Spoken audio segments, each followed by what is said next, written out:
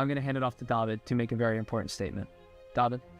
WSOU News and Seton TV can now project that Donald J. Trump will be the 47th President of the United States. A pivotal moment in history. America decided. The election is just 5 days away, and there's so much at stake. The choices facing America now are monumental.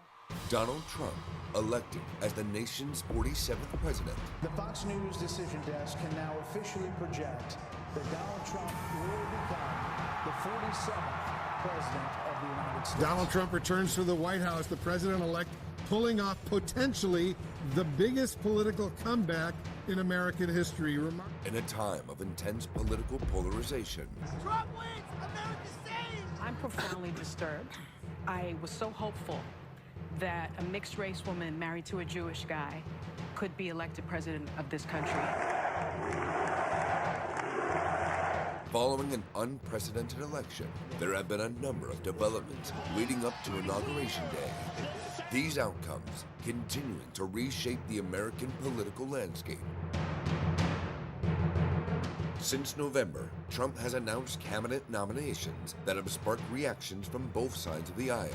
Most notable being RFK Jr. to lead the HHS, Pete Hegseth for Secretary of Defense, and Tom Homan as border czar. 20 days following the election, Trump's federal election interference case was dropped by the DOJ. This would allow Trump to exert his presidential immunity. In early December, Trump appeared again on the world stage with a visit to Paris for the reopening of Notre Dame Cathedral. There, he met with both President Macron and President Zelensky of Ukraine. It's a great honor for French people to welcome you. 5 years later, Greenland, Canada, and the Panama Canal came into the spotlight on Christmas Day following a post on Truth Social. I can say this, we need them for economic security. The Panama Canal was built for our military. On January 6th, Congress certified Trump's victory in the 2024 election. The same day, the Capitol was stormed just 4 years prior in an effort to disrupt the joint session of Congress, certifying Biden's electoral victory. Donald J. Trump of the state of Florida has received 312 votes. Kamala D. Harris of the state of California has received 226 votes.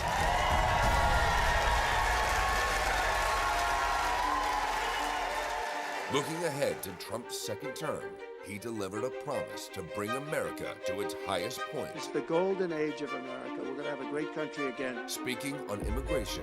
On that same day, we will begin the largest deportation operation in American history. The economy. We'll turn the economy around very quickly.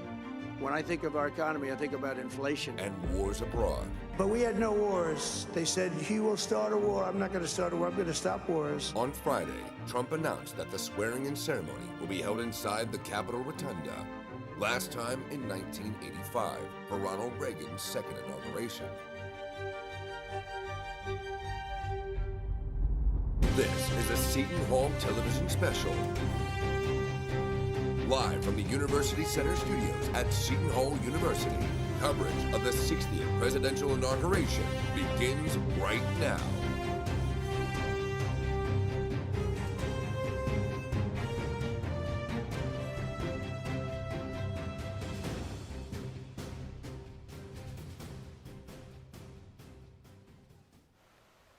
Hello and welcome to Seton Hall TV's coverage of Inauguration Day in America.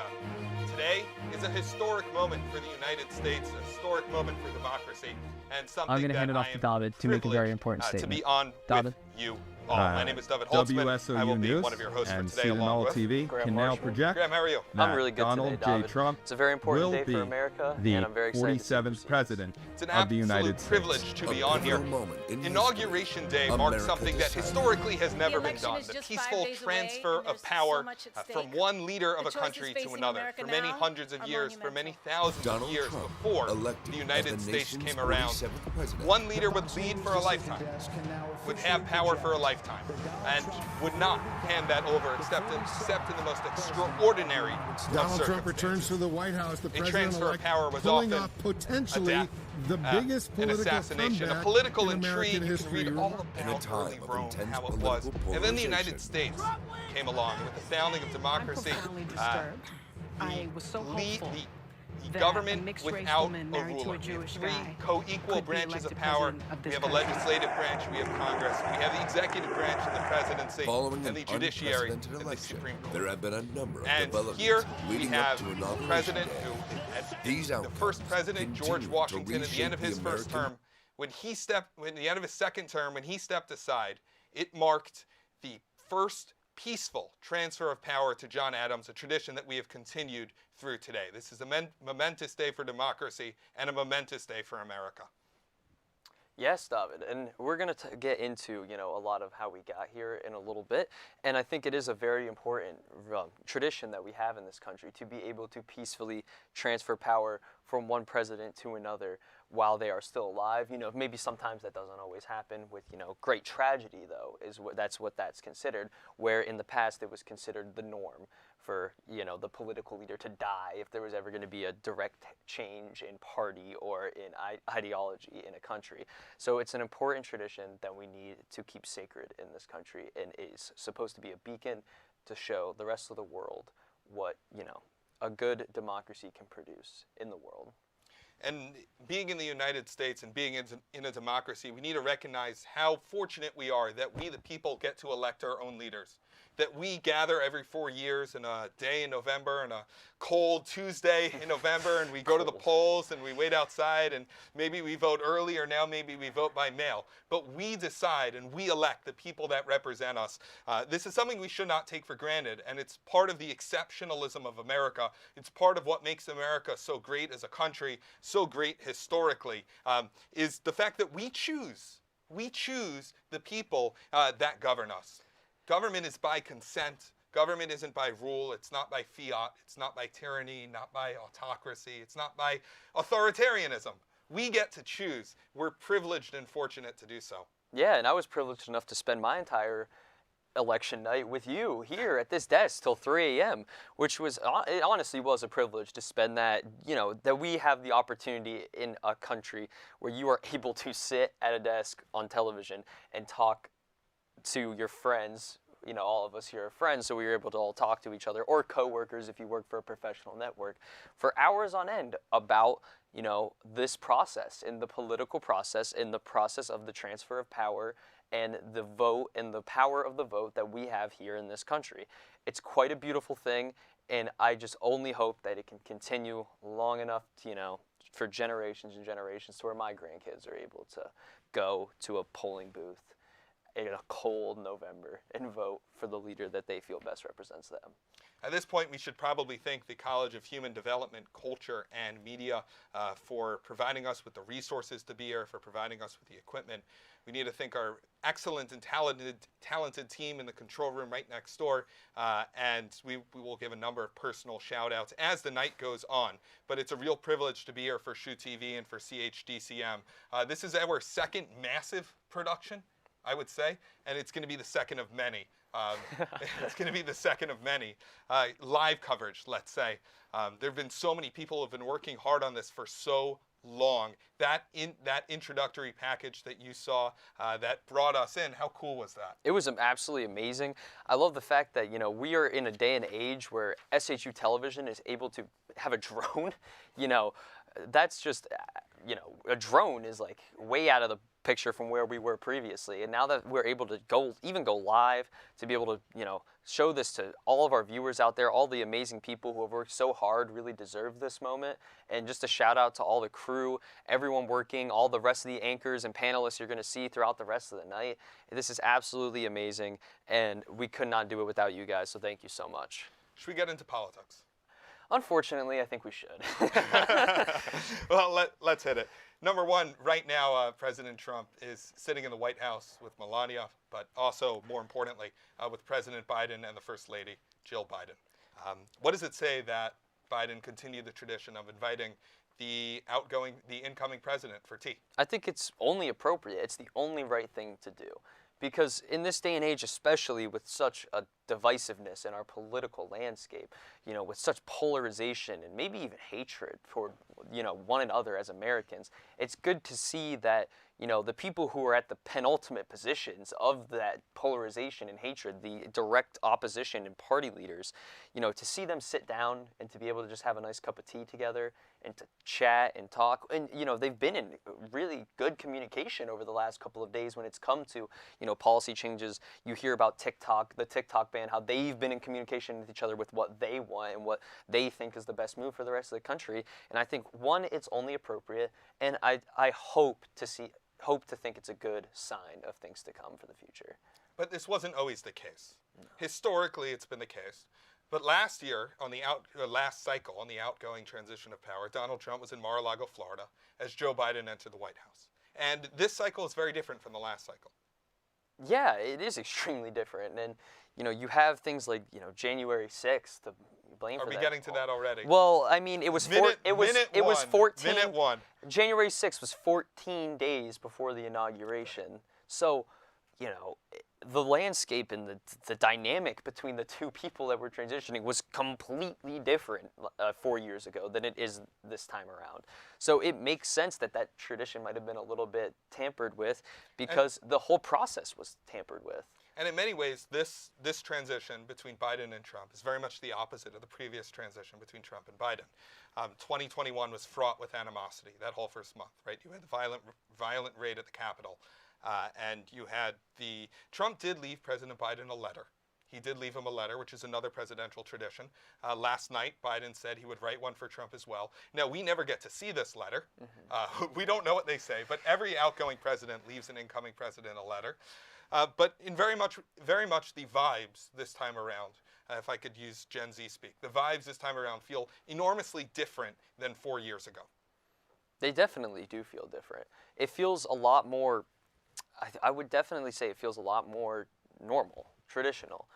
You know, the transfer of power is going as we expect it to. It's not like last year where you get into the start of January and things start going off the rails. So I think it's a good thing that we're keeping it traditional. It's a good thing that the American people are respecting this. And I'm seeing a lot even of the opposite party. You know, they're respecting this transition of power. Now, maybe they're making it a little hard on his cabinet members. That's probably been the biggest, you know, political opposition thing we've seen so far with the Trump administration coming from the other side of the aisle.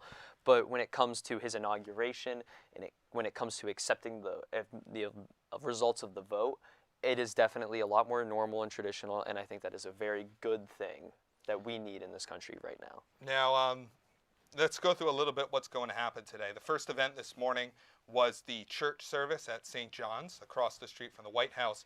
We're having the tea at the White House now between Presidents Biden and President Trump. And then we're going to have the swearing-in ceremony. But the swearing-in ceremony, what you might be used to, is the long rows and rows of up to 1 million or 2 million people along the National Mall between the U.S. Capitol and the Washington Monument.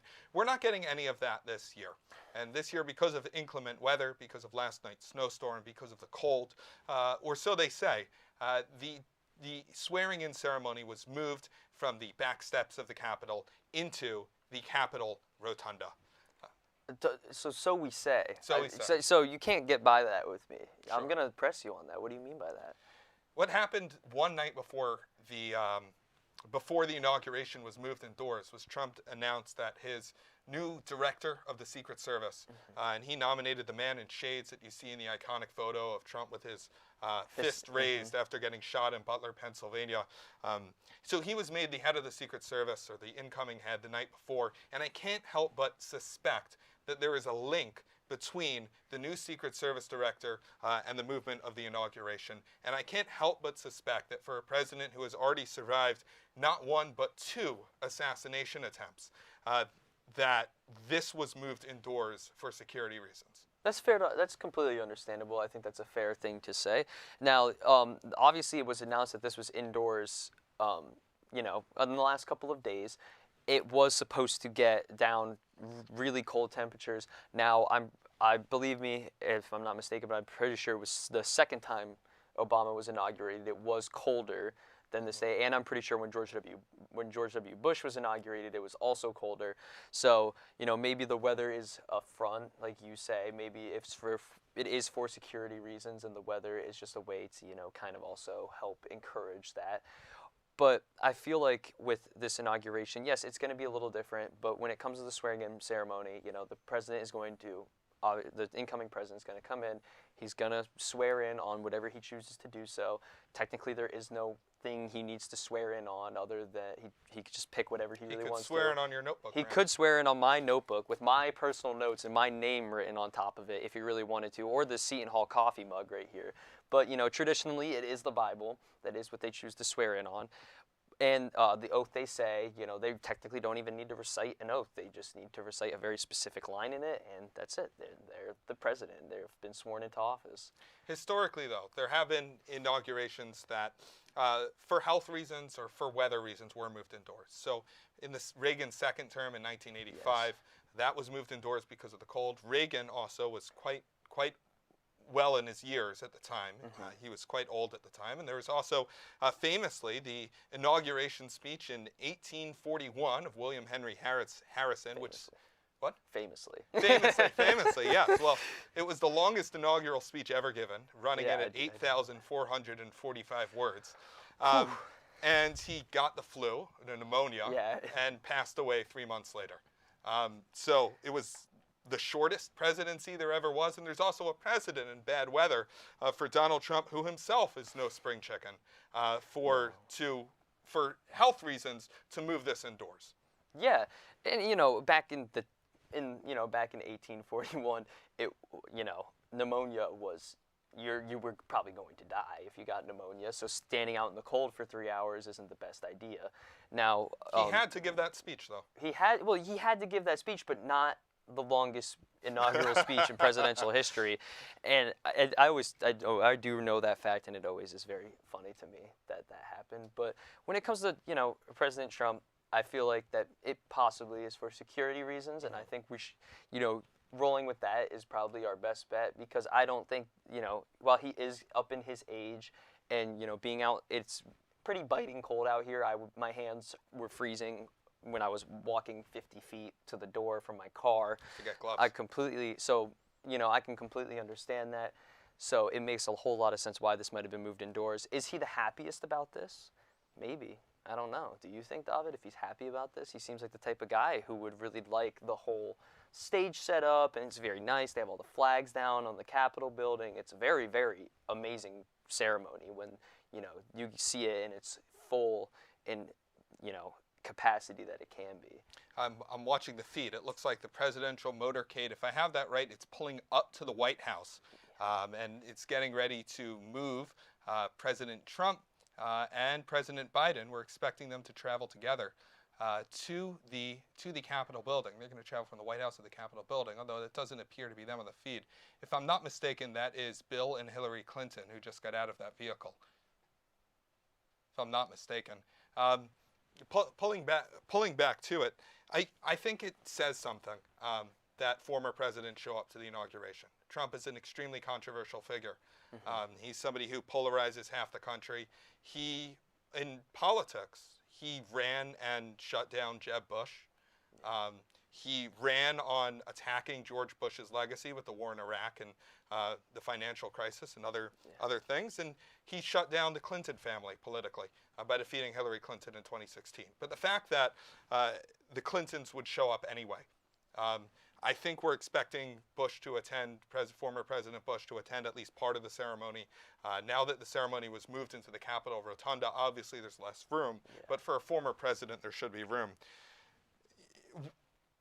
You know, thinking back to the campaign between Trump and Harris that was fraught, perhaps one of the most divisive moments was the presidential debate.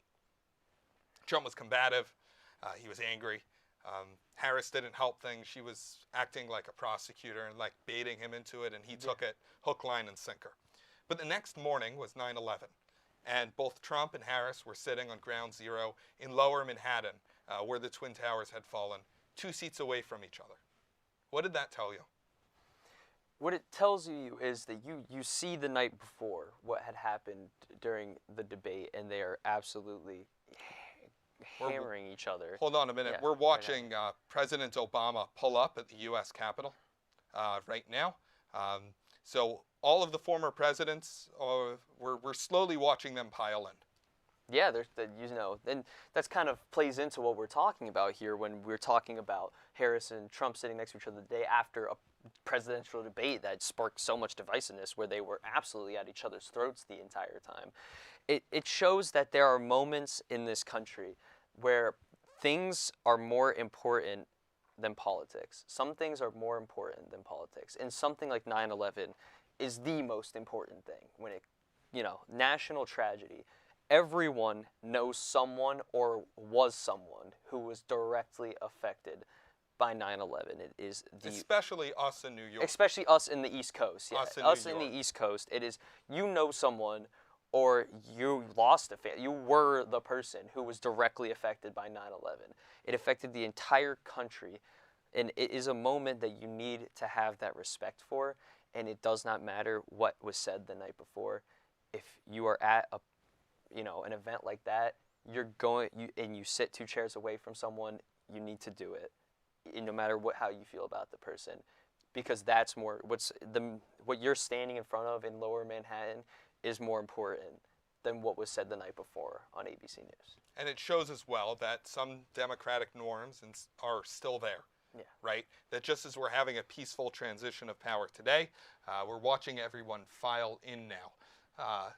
Watching everyone file into the Capitol Rotunda. You're seeing a number of dignitaries, former presidents walking into the building. One can imagine that the security would be the tightest imaginable.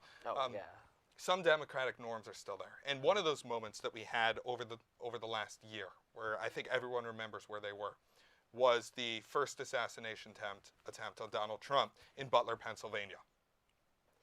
Yeah, I definitely extremely a moment where it does not matter who you are or what you believe in. It's incorrect.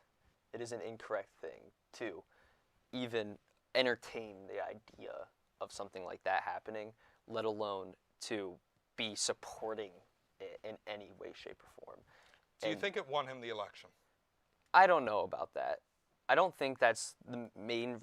I think people thought that it would. I think there was a lot of people saying that was like, oh, he's gonna win. The picture, the photo, the ambiance of the entire thing, where he stands up and he has his hand up and the flags on the pole in the back flying high.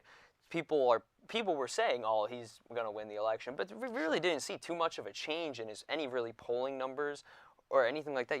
When something like that happens, usually you see their numbers skyrocket, absolutely. So for that to happen and for us to not really see a change, I don't think affected too much. I don't think anyone thought it was correct, but I don't think anyone was going to support him more because it happened. Well, one person that he got on his side from that was Elon Musk. Now, we had a great talk before the show about Elon Musk. I'm not looking to revisit that. Yeah, no, we'll stay off that. But Elon was key in this election in funding, in pulling in a large segment of the population that supports him. And Elon Musk, interestingly, is historically not a Republican. Now, something that you look at is that a lot of the figures that Donald Trump surrounds himself with, at least in this cycle, including Donald Trump himself, are not historically Republicans. Right? Donald Trump was not a Republican almost until he ran for president, almost until he came down that escalator in 2015. Right? Tulsi Gabbard, not a Republican. RFK Jr., not a Republican. Is that unifying, or is it just that the party lines are dividing in different ways? I think it really just depends on what they're looking for. RFK, he talked about how he went to the Democratic convention first. He went to them, the DNC, and he asked them, can I be a part of this? And he's always been the black sheep of the Kennedy family. He's always been the black sheep of the Kennedy family. Very good lawyer. He was a great environmental lawyer and a great, he helped clean up the Hudson River. He's always been great on his environmental policy when it comes to being an environmental lawyer. But the DNC, he was always viewed as maybe a little bit socially not correct for a role of public office. So the DNC turned him away, and then he went over to the RNC and he said, can I have a job? And they were like, yep, you can have a job. So you're Kennedy, big name, switching sides. It's a big thing to talk about. So when it comes to people like that, I think it's just who's willing to give them what they want. and who are they like looking to join in on, and who is going to get them, you know, the most viewership, the most interest in their company. And in the case of Elon, who's going to like invest more in Tesla, which party. So, you know, and that's actually kind of funny with Elon Musk because, you know, President Biden dumped a lot of money into EV cars and charging stations, all building these infrastructure charging stations all across the country. Yet that was actually, you know, Biden was always never a fan of Elon Musk and always was a fan of embracing other cars to build electric vehicles and why, you know, they should do it. And, you know, well yeah, that was directly helping Elon. That money wasn't going directly toward him when it came to the like project funding. So I feel like that Elon definitely probably left a bad taste in his mouth a little bit when it came to that bill. Well, it makes you think if the Democrats could have handled the election a little bit better, right? Because Elon was someone who historically was always in the Democrat camp. He ran on EVs, environmentalism. I wouldn't say he ran on, but he was very into EVs, environmentalism. For years, he was a liberal darling. And he arguably, because the Biden administration shunned him over the first couple of years, they wouldn't give him the EV discount for certain Teslas, like you said, that whether or not the Democrats drove him away. And it makes you wonder as well whether or not Democrats drove away large segments of their base, including manufacturing, blue collar, and if somehow Trump, who you wouldn't think would sympathize with a kind of a blue collar worker, he's a billionaire, right? Always wears suits, right? He doesn't dress down in jeans to go out on campaign stops. He's always in a suit, very proper. But working class voters, what we see is that white, non-college educated voters are moving more and more towards Trump until they're really in his base. Labor has historically been a Democratic stronghold of the Democratic Party. Yeah, I mean, and I think that comes down to what Trump was promising them. Trump was promising that he would immediately lower inflation, you know, below 0% interest rates on things. Just, you know, so I think appealing to the American who's struggling in a time where inflation was completely rampant due to COVID and due to, you know, different policies that former presidents have made, not just President Biden, but also President Trump's previous term, that, you know, we are seeing the average American who's struggling and they just look at what's in front of them, and what's in front of them is President Biden is in front of them right now. And they think back to when Donald Trump was the president and he had, you know, he hasn't really gotten his time to implement his economic policies, and they were kind of living off that ride that Obama set them on. You know, I think they look at what's in front of them. We are going to be back in just a minute, but we have more for you, and we're going to break down what the second Trump term might look like. We're going to break down what Biden's legacy might be. And of course, stay tuned, because we are going to carry the inauguration itself. We're going to carry the moments of the swearing in, and we are going to carry Trump's inaugural address. We have all of the greatest things for you here on SHU TV. Make sure you stay tuned and take it away.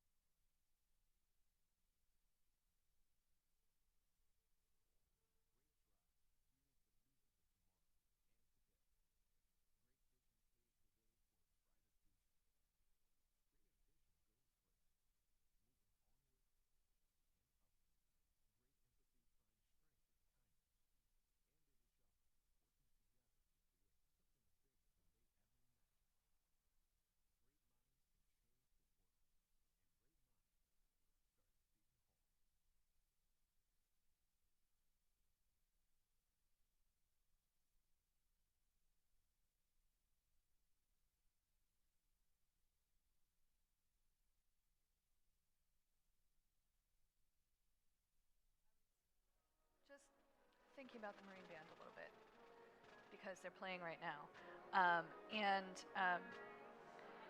I think, of course, someone will tell me if I'm wrong, but the march that they were playing is one by John Philip Sousa, who was born in the district. He was the director of the Marine Band.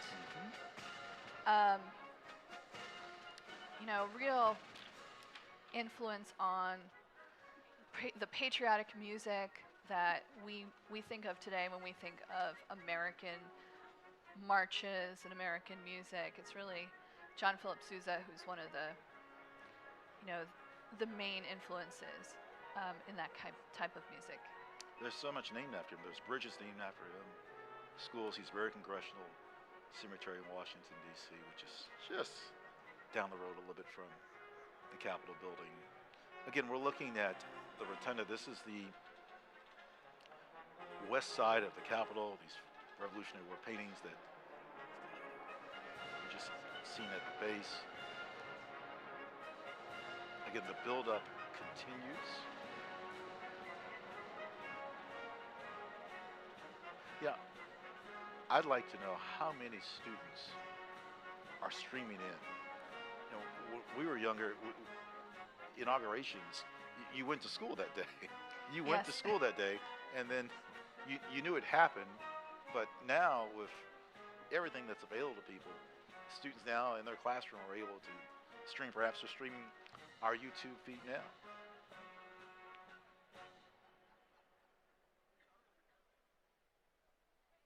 I think that's important. A lot of what we do is teach young people, and inaugurations is more than a teachable moment. So I think Franklin Graham has arrived. Oh, and he's going to be doing one of the prayers during the ceremony.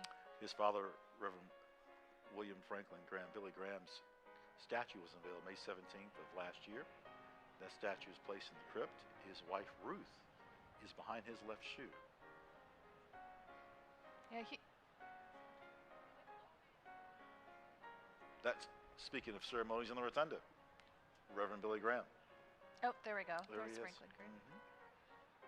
Oh, and there's I believe that's Cardinal Dolan next to him from New York. He's on the program.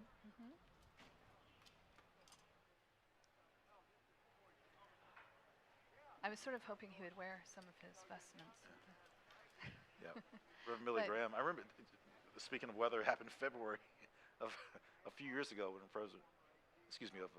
Reverend William Franklin Graham, who lay in the state. You know, there was a family member that greeted everyone that came in the rotunda. That's right. You remember that? There was a family member, and I can't remember if it was an overnight visual or not. But not that one. Not that one, but it was lengthy. There was, I can't remember, but I recall a family member greeted everyone that entered the rotunda, and then again, just May of last year, his statue. Now we're happy that even though we've moved it inside, and so there aren't as many people outside watching, we do have about 100,000 people watching this live stream today. Really? So yeah, I noticed at the beginning 2.2 million people had signed up, or at least were on it. They were waiting at I don't know, 8:45, 8:50, but 100,000 and more coming. Let's be honest. We have a lengthy broadcast, and again, we're really just getting started. JASIC just isn't honoring the oath of office beyond that. And we have so much to show you. Yes, and hopefully members of the Joint Committee are going to arrive soon, and members of the Joint Committee are arriving. That means we're really getting close to the start of the ceremony. And this is them arriving now.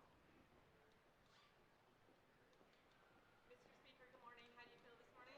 It's exciting. Bright, sunny outside, bright in our hearts. Oh, we just heard the speaker. A lot. We'll see. Thank you. Speaker Mike Johnson from Louisiana.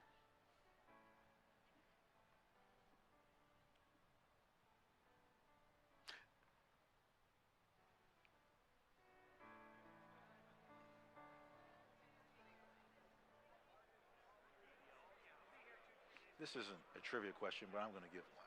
Okay. The second coldest inauguration. The second coldest. We know the coldest. Everyone knows the second coldest. So I'm just going to throw out I think I know it. You do? Is it Ulysses S. Grant? Yes, it is. Can't fool it. Yes. 20 degrees. in the morning, it was 4 degrees. Yeah. Ouch. No interviews. Thank you, sir. We're hearing some of the audio from the people who are coming in. The Speaker's office is close by. We should mention that the Speaker's office is just off the side of the house side of the rotunda. That hasn't always been the Speaker's office. It's been on on our beloved East Front lobby. Matter of fact, it was under Speaker Newt Gingrich that the Speaker's office moved to its present location.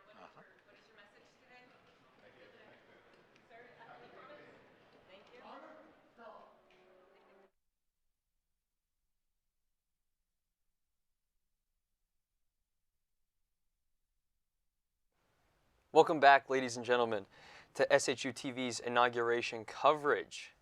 I'm joined here by a couple familiar faces if you were watching election night. We got Tommy Fee here, joined by our reporter from election night who was outside of the studio, but he was doing all the great up-to-date reporting for you guys at home, Brian Henderson. Welcome, you guys. How are we doing today? Good, a little chilly, but you know, it's winter, so you got to expect that, but we're good here. Yeah, very happy to be here. It was wonderful working with you guys for election coverage, so I'm very, very happy to be back. And yeah, it's fun to be at the desk. It's fun to be in front of the screen. Yeah, I was going to say, you're not standing outside. I know. It's I get to sit. You got a mic in your hand. You were standing the whole time. I get That's to sit down. It's really nice. nice. A nice, comfortable chair Oh, now. yeah, beautiful chair. Nice suit, laying back in the beautiful studio, and we can't ask for anything more than that. So as we continue to watch the proceedings as they go on, people are filing into the Capitol building as we speak, getting ready for the inauguration of 47th President Donald Trump. And there's a lot of things that led up to this, especially his the former president, the 46th president, President Joe Biden, and his presidency. Can kind of directly led to this.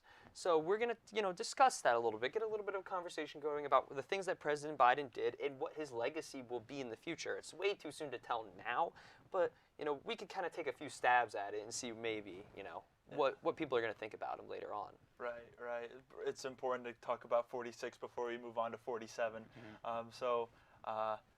If you wanted to open the conversation. Yeah, I mean, so many things happened over, the course of the 4 years. Starting off, let's start right at the beginning.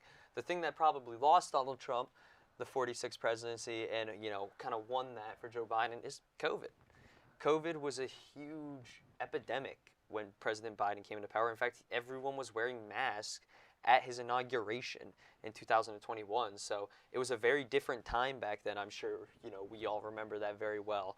And, it's kind of, let's talk about COVID and what the policies that he enacted during that time and, how did that go on to affect the rest of his presidency. Brian, you want to open it up for us? Yeah, I think even though he got the country out of COVID, I think you can still say it was a little bit divisive, the approach of shutting down everything. It was kind of the difference between Trump and the Republican Party versus Biden and the Democratic Party. Biden he went full in on shutting everything down, and it ended up obviously working in the end. He did get the country out of probably the worst pandemic, the worst outbreak since maybe the Spanish flu, H1N1, way back in like 1918, 1912, somewhere around there. But it did kind of, again, it furthered the divide a little bit in this country because you had some people who were very upset that schools were getting shut down, that everything was getting shut down, that it was moving to virtual, that it was moving to inside.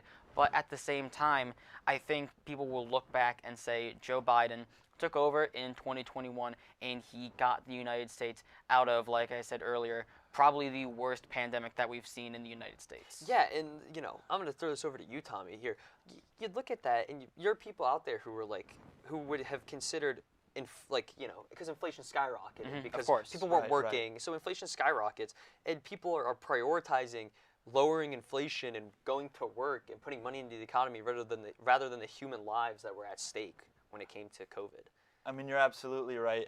There were two sides. There was the safety, and then there was people more focused on getting things back on track. And you look at the dichotomy between a place like California and a place like Florida. A place like Florida had businesses open and had Governor Ron DeSantis, a Republican, and the government in California kept everything shut down and kept people safe. So there is a dichotomy there. Both are certainly important. However, for Joseph Biden to steward us out of that dark time that was COVID, it was very important. It was very defining for his presidency in all of his 4 years. And do you think, like, you know, the inflation that we saw out of COVID, and then the kind of the artificial inflation that accrued after, where businesses were continuing to blame COVID for their prices being high, even though COVID had long ended. Do you think that kind of went on to tamper his the Biden economy, and it kind of forced him into economic plan that maybe he didn't want to go through? I definitely think so, and especially in 2024, I think inflation and just the economy is always one of the big talking points.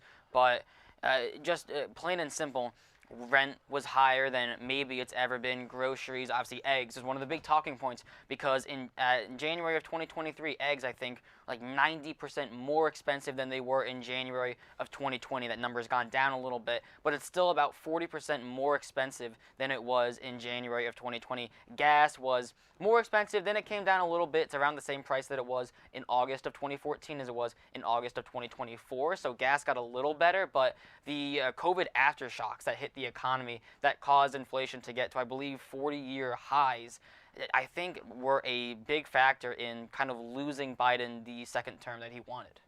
Absolutely. I mean, you look at in January of 2021, the year-over-year inflation was just about 1.4%.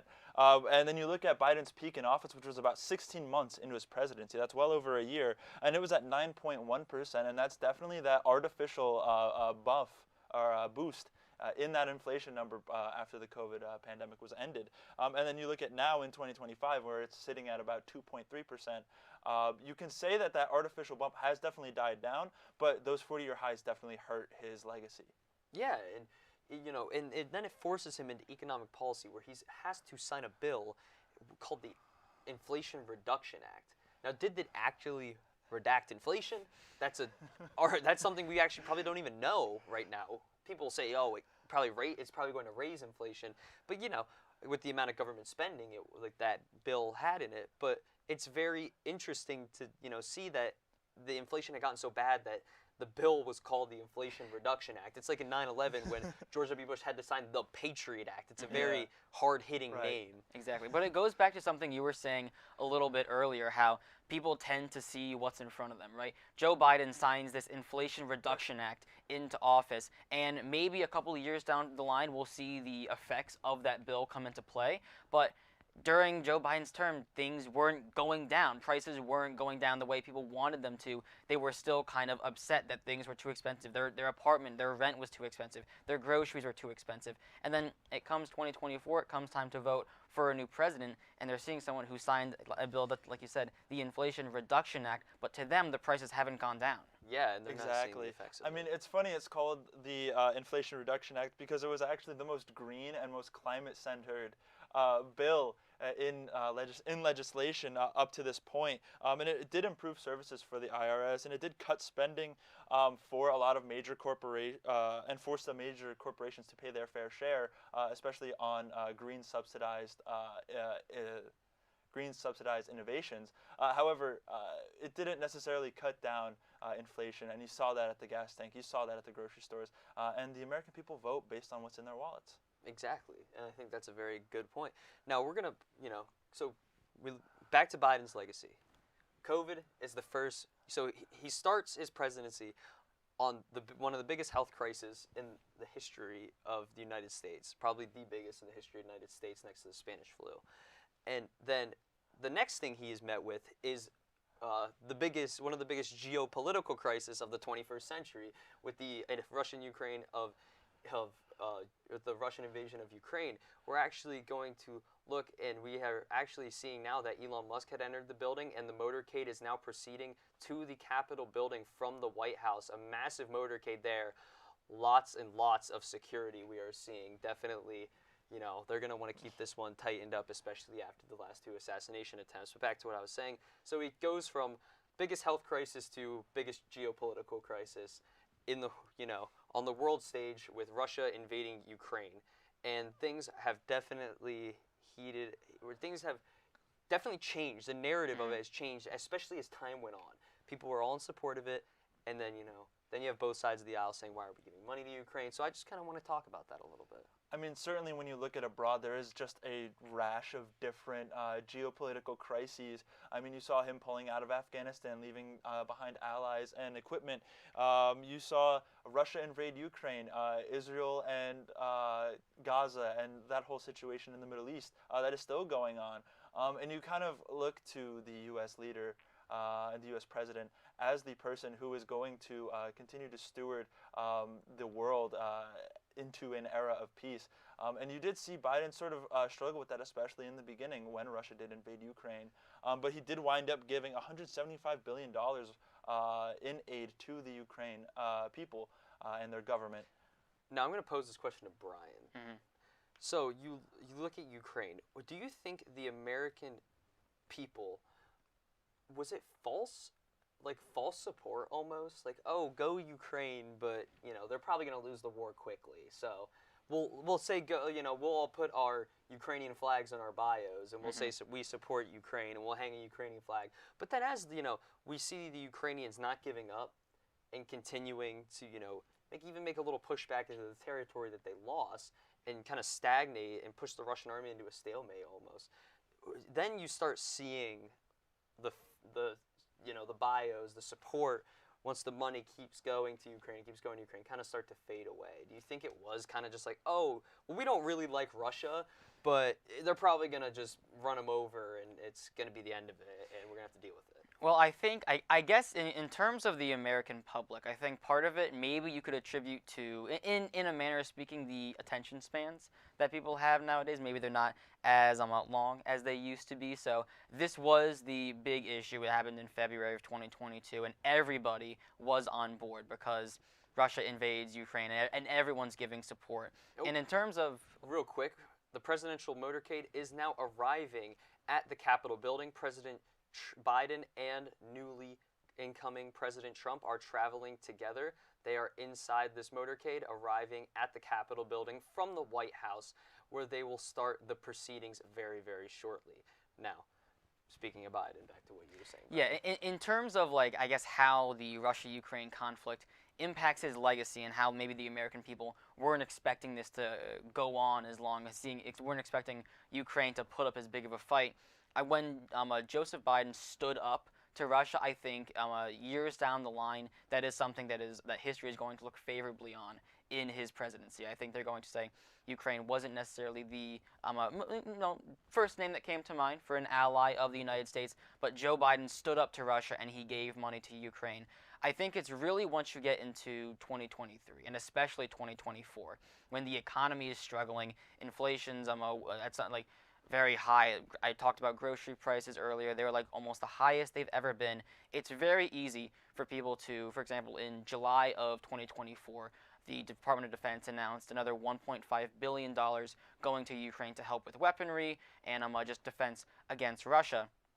It's very easy for people who are struggling, who are living paycheck to paycheck. They're struggling with rent. They're struggling with groceries, to look at their government and say, that money couldn't have gone to us. People here are struggling. I think that at first, like you said, everybody was on board. But when the clock switched to 2023, when the calendar switched to 2023, I think maybe that's when you saw some support kind of wane a bit, because it was $1 billion after $1 billion going to Ukraine when the people here were struggling. And a lot of American citizens, rightfully so, to be fair, were like, couldn't some of that money go to us? Yeah, and especially when that time period, you have the massive wildfires in Exactly. Maui burning down so many people's homes, and then the hurricanes in Florida, Georgia, and North Carolina, obviously. And we are looking now as it looks like the president and the incoming president are going to be filing out of their motorcade very soon. As you can see, lots of security, lots of Secret Service. Every person who is standing in a suit right there, there's about 6 people, 7, 8 maybe, standing just right there, and this isn't even the two presidents with each other. So, we could see security's very tight for this. It's going to be. I can't even imagine what the perimeter of the Capitol is like right now. I could imagine it's super tight, and you're not getting in there unless you've been invited to this. And, it definitely kind of shows, what we've gotten into now with these inaugurations.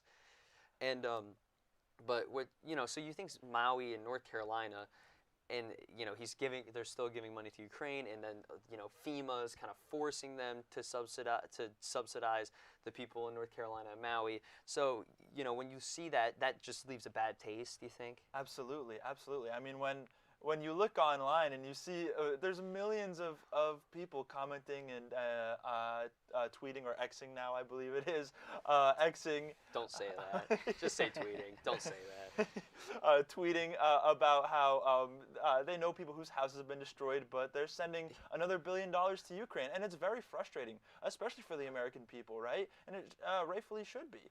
And it's another reason why Biden struggled to find a Democrat successor to put into the Oval Office. Yeah, I mean, even The Rock is going on Joe Rogan during that time when the wildfires were happening, where he's individually saying that him and his foundation are providing more money to families in Maui than the United States government is, because at the time they had provided each person with upwards of $1,000 and so dollars, and they were only supposed to receive about $750 from the government, which they hadn't even gotten yet by the time The Rock had raised all that money and gotten out there. So you see things like that going on Joe Rogan's podcast and talking about it. It's like absolutely, it definitely taints the legacy of Biden. I mean, it's easy to see that and say, well, what's going on in D.C. if a celebrity has to raise money for me to help rebuild my entire life after it was destroyed. Yeah, and and then you have all these things going on in the world. We got to move on to, you got Israel, and then him dropping out of the. All this stuff is culminating into this huge thing of his It's very interesting to look at his legacy, because you go from Russia, Ukraine, where we knew who the right side was. We needed to support the Ukraine in their fight for their freedom and their sovereignty against Russia. And now we are actually looking right now, and that is, I believe, the Chief of Staff, Susie, over there. I think I cannot tell. It's very hard to see. I have a lot of lights on me. I do apologize, and the screen is very small. But that does look like the Chief of Staff, Susie Wiles. And a lot of big names here, a lot of big faces. Obviously, it is, a presidential inauguration, and we're going to be seeing a lot of faces here and a lot of familiar people, as you can see on the broadcast. Kind of like a game of Guess Who for, your favorite politician on the screen. Your favorite former president's probably sitting up there. No Jimmy Carter, unfortunately. Rest in peace to Jimmy Carter, who sadly passed shortly after the presidential election. But, so it's this huge culmination of things. So when it came to something like Israel and Palestine, the American government obviously chose to side with Israel, but there are many people who are screaming that Israel are war criminals, and then there's people who are screaming that Israel has a right to fight for its sovereignty. So it's a very confusing thing that is very, potent in the American mind. And I think particularly in the younger demographic, I think... Oh, we do have a special shout out. That is RFK Jr., I believe. Yes, it is. RFK Jr., maybe could be confirmed as, the head of the agencies that will be handling health in the United States. So he could be, deciding the fate of departments like the CDC. Very polarizing figure when it comes to health in the United States. After the COVID pandemic, we did see earlier this morning, I received the news that President Joe Biden did pardon Anthony Fauci for some would say who is a polarizing figure coming off of the COVID pandemic. Now, when it comes to presidents and pardons, it's a very unpopular thing. No matter who they pardon, no matter why they pardon them, no one is really happy about it. Because even President Trump, when he was in office, pardoned Edward Snowden. And Edward Snowden is a very popular person to us, I think to our generation. He's a very popular person. The one who kind of exposed the horrors of the Patriot Act and what that was really doing to these people. Like the things that were being, that we didn't know that they were violating for our rights and our privacies. But even, the higher-ups in the CIA and the FBI and all these Homeland Security people were very upset to pardon someone like Edward Snowden, because they were the ones, obviously doing that. So no matter who they pardon, no matter why they pardon them, it's always going to be talked about. Like Hunter Biden, it's a huge. So no matter what, it's always going to be a huge thing. That is going to kind of impact how people view Biden's legacy, especially because multiple times in interviews with ABC, he said that a pardon for Hunter Biden was out of the question. I believe the G7 summit, he said the same thing. He doubled down, said there was no pardon coming for Hunter Biden. And then the actual everything comes out, the trial happens, and he gets pardoned anyway. I think you look back on that a couple years down the line, and again, everyone loves to call out a hypocrite, and it's a very easy way to say, right there, you just you said you weren't going to do something twice, multiple times, and then you did. I think a couple years down the line, it's going to be very easy to look at that and see that it left maybe not a huge stain the same way that maybe you handled Russia-Ukraine or the same way you handled Israel-Gaza, but I think you look at the pardoning of Hunter Biden as certainly something that is going to negatively impact how people view Biden 5 years from now, 10 years from now, maybe even 20 years from now. Oh, I'm going to real quick direct us back to the coverage, obviously, which you guys can see along with Tommy's beautiful face. The rest of the cabinet has arrived. Well, when I say cabinet, I mean potential cabinet members. They have not been confirmed yet by Congress. They're currently going through their congressional hearings. You know, we saw a lot of coverage of Pete Hegseth's congressional hearing where he was hammered with a lot of hard-hitting questions about his past. But it is the hardest job interview in the world, that and becoming a Supreme Court justice, because the FBI will do, you know, when you have to get your clearances to work in a school with children, you know, they do a baseline background check, but I'm sure they're not digging the deepest. They, you know, as long as you don't have any criminal records. But, you know, when it comes to being a Supreme Court justice or a member of the president's cabinet, it's the most intense job interview in the world, and they will find out anything about you just to make sure that you are not a possible, you know, target for any, you know, espionage or anything like that. You need to make sure you have no weak points. So it's definitely something to... I mean, absolutely. It's one of the toughest things in the world, and I don't envy anybody being grilled by any congressperson. On camera, too. We're seeing clips of it. They're being posted everywhere. Certainly not easy. Yeah, and, you know, you look at things like, I think Biden's cabinet is one of the most heavily criticized cabinets, probably. Because, you know, the cabinet is the president is the face behind the cabinet. Realistically, George Washington was the one who set the precedent of having a cabinet because he believed he was not smart enough to lead an entire country. So he needed people around him to help him lead.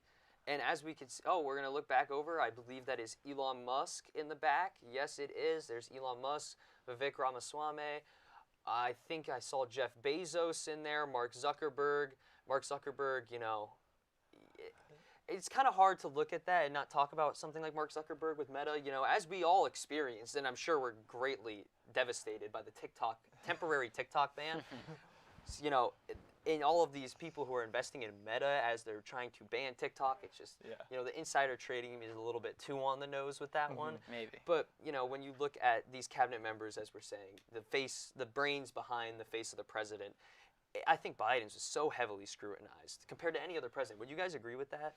I think so. And again, we've talked about how history is going to view his legacy. That's what this whole segment is about. I think his cabinet combined with just what his term was in general, I think maybe a couple years down the line, maybe history treats him a little bit better, but the cabinet combined with the events that happened, it's really too close to call. What do you Absolutely. I mean, when you look at Biden's legacy, I see a mixed bag. I see a mixed bag foreign and a mixed bag domestically, issues abroad and issues at home that just frankly, the American people didn't find solved. Yeah, and we're going to continue Biden's legacy after this break here. We are going to be right back with you with more Inauguration Day coverage. I don't think it will, but I think it should be. I think he's bluffing. I think we'll get it back. I want to say no, but it might still Based off his upbringing and how he was able to build himself up. It just kind of shows the direction our country's going in. Hi, I'm Matthew Miller, and we're going to take you outside of the studio here for Inauguration Day Live, covered by SHU TV, and asking you guys, the Seton Hall community, what your opinions are on seeing the 45th president become the 47th president for a non-consecutive term, something we haven't seen since 1888 with Grover Cleveland.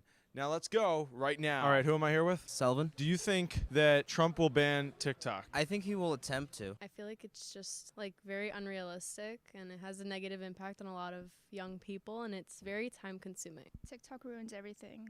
Songs, stores, everything goes up in prices all the time because of TikTok, and it ruins everything. His best option in mind would be to have someone buy it someone who can afford that. I forget who, but I think Mark Zuckerberg or someone wanted to buy it. I think he's bluffing. I think we'll get it back. We'll get it back. All right, who am I here with? Axel. All right, Axel. What do you think about Trump saying that he's going to buy Greenland, buy Canada, buy the Panama Canal, rename the Gulf of Mexico to the Gulf of America? Is that possible? Can he do it, or is he just bluffing? First off, I'm international, so I think I have an interesting perspective. Even if those things do happen, I think it'll take a lot of time. I don't think it's a simple thing. The scary thing about it is that knowing who Donald Trump is, he's so serious, and it actually could, I'm not saying it could be done, but he will actually try his hardest. I think in Trump's mind, he wants to make America a stronger and wealthier country, and he sees these assets to make America more wealthy and to compete with other countries like China and Russia. Canada certainly is a bluff because that would be a change in the world order. Greenland, the Prime Minister of Greenland already said that he's ready to talk to Trump, but I don't know what that necessarily means. We've asked a lot of hot button issues today, and we've received quite a diversity of answers from both sides of the political spectrum. Let's go in here. And oh my gosh, let's ask a question right here. We got a person right here, perfect opportunity. So what do we think about Trump lowering the inflation rate? I haven't heard anything about him like directly lowering the inflation rate. Those economic policies are going to take a couple of years. So if we are seeing an inflation drop, it's probably because of Biden. All right, I'm here with Miles. All right, Miles. What do we think of Trump's mass deportation plan? First of all, I don't know how it's going to be implemented. I think that's a lot to overtake, and he said he's going to do it in the first 100 days. I mean, most of the American population is formerly an immigrant or their family comes from immigrants. All right, we've gone all over campus. We've gone to several different buildings across the campus, and we have noticed something very interesting that you don't see on too many college campuses, especially not in New Jersey. We've seen a variety, a healthy mix of different political opinions from all different sides. All right, who am I here with? Ariana Salazar. All right, Ariana. We're going to do something I like to call a rapid fire question. So we're going to ask you a bunch of questions, and all you have to do is say yes or no. All right, is Trump going to ban TikTok? I want to say no, but it might still happen. All right. Is Trump going to ban abortion? No. Is Trump going to lower interest rates? Yes. I want to say yes. It might affect us, but I want to say yes. Is Trump going to buy Greenland? No. No. Will Trump lower gas prices? Yes. Will Trump ban TikTok? Yes. Will Trump buy Greenland? No. Will Trump ban abortion? I don't know. No. Will Trump lower the mortgage rate? Yes. Is Trump going to ban abortion? I'm not sure, actually. Probably. Yeah. Is Trump going to buy Greenland? No. Is Trump going to lower the inflation rate? No. Is Trump going to ban TikTok? Isn't that up to the Senate? I'm not sure. I'm not sure. And is this your first time watching the inauguration? No. All right, who am I here with? Alejandro. Do we think J.D. Vance has any future, any potential beyond the Trump administration, beyond just being a vice president? I think he does. He's actually the first United States Marine to hold one of those high offices in the White House. I believe he owns a business as well, and it's kind of like the path that I want to follow. I think he has an inspiring story. Like, Trump came from money, he still has money. You know, J.D. Vance was completely the opposite. He started out nowhere. And then what do we think about Elon Musk's involvement in this Trump administration? I think it's kind of funny. One billionaire with another billionaire. People do respect his opinion, and I think it's going to have a negative impact. Personal opinion, I think that Elon Musk has proven that he's a very successful person. With SpaceX, he's helped in humanitarian aid across the globe. Currently, he actually tweeted about a conspiracy theory behind the death of a whistleblower for AI. He might hurt the country, to be honest, because he's working like one of the most powerful people in our country. I feel like it would just hurt the country over. Reporting for the SHU Television, I'm Matthew Miller. You're watching Inauguration Day in America live from the University Center Studios at Seton Hall University. Welcome back, ladies and gentlemen, to Inauguration Day coverage from SHU TV. I am joined here by two more of Seton Hall's brilliant minds, David Holtzman and Ariana Salazar. Welcome, guys. Ariana, it's good to see you again. We haven't seen you since election night. You know, how have you been since then? Oh, pretty good, you know. Finals, everything that happened, wonderful winter break. How did everything go with you guys, you know? It's been pretty good for me. I couldn't complain. David? It's good to have you back. It's good to have you back. It's good to be on back. a panel with you. I'm a little bit improvising here. So, but we'll have what to talk about nonetheless. There's more than enough on the plate. Yeah. What are we starting with? Biden's legacy? We're still on Biden's legacy. We're still on Biden's legacy. Yes, we kind of finished off. We went more conversational, so we kind of were leading with Israel, Gaza a little bit there toward the end? We're leading with Israel and Gaza. Well, the state has to prove its case. So let's go back a general. We'll go back to Israel and Gaza. But what would you say Biden's legacy is? I think so far, I mean, there have been great things, there have been bad things, but I think highlighting the great things that have been part of, Biden's legacy throughout these past 4 years. I think, post-pandemic economic recovery was pretty quick. Right after he was on board, unemployment rates kind of dropped. I think the Inflation Reduction Act, which gave stability, and also bringing the Clean Energy Act as well. So I feel like that was really helpful, as well as like the Affordable Care Act and capping insulations, insulin, for diabetes and diabetics. I think that was something that was also pretty notable as well. So I think also touching on like his rebuilding the relationship with NATO was really important. So I think those are things that are very notable in his legacy throughout these past 4 years. Yeah, David, I think I know you have a lot of varying opinions on, especially on something like the Inflation Reduction Act. And right now, I am the anchor. You are not an anchor, so I do implore you to, while you are acting as part anchor today, I do implore you that during this segment you provide your opinion on this one. You want my opinion? I want your opinion. Oh, we do have someone providing their opinion here. I think it is only fair that I give you the baton, the speaking stick, to where you are allowed to provide your opinions on it. Well, if I'm allowed to provide my opinion, I don't understand what it was in the Inflation Reduction Act that reduced inflation. Now, I don't believe, and I try to be as honest as possible, I don't believe that Biden deserves all of the hate for the inflation that he gets. There's two things for inflation. There's the amount of money that's chasing goods, and there's also that the money actually has to be chasing goods. So because the Democrats kept the economy closed during the last couple of years of Donald Trump's term, the money that Trump spent wasn't circulating. But ultimately, Trump spent about 2/3 of the COVID money. Biden spent 1/3 of the COVID money, so he certainly gets his share of blame. And a large part of that happened in the Inflation Reduction Act. Now, I believe that a government act is the opposite of what it says it does, right? Yeah. So the Republicans named the last omnibus spending bill, $700 billion omnibus. It was about 1,600 pages. They named it the Government Efficiency Act, right? Which is going to be the opposite. The Inflation Reduction Act was a stimulus. It was a spending act. It was supposed to reduce inflation by funding the IRS, very popular move. I don't know how it passed. By funding the IRS, but it really spent about $330 million, $350 million or so in investing in clean energy. And clean energy, while it might be a priority, especially for Democrats, it is inflationary spending. When you mean by inflationary spending, you mean that money in investing in EVs is not being circulated because people are not purchasing the said EVs or using the infrastructure of said EVs? Is that what you're trying to say, David? Well, in economic terms, it increases the amount of money that's chasing a particular good. So whereas markets are supposed to be self-regulating, and the standard Republican conservative belief is that markets should determine how much money goes to what, right? So if the government all of a sudden decides that electric vehicles or clean energy or windmills. Have you heard Trump's rants on windmills? Yes, I think we've all heard Trump's rants on windmills. I do wonder if we're going to get executive action on windmills later today. The poor birds. Yes, it's absolutely tragic. It's absolutely tragic. This money increased the amount of money in the clean energy market, and I think from a market perspective, unfairly so. Yeah, so, when you talk about EVs, many people view them as almost vital now in this day of age, especially with, depending on your views of climate change, that it could make a big difference. Ariana, you have anything to, chip in there? Yeah, I mean, that might be the only place I disagree with Biden. I'm not an EV fan, but... Why not? Why not with EVs? I personally like electric cars. Except for Elon, you don't... I do not like Elon Musk, I will say that, but... Tesla, the cars, I do agree with electric cars. I think that we have a long way to go before we become completely EV. I do not like Elon Musk either. I am actually not a fan of the Teslas either, so there goes my little hate. But I do think that with electric cars comes a lot.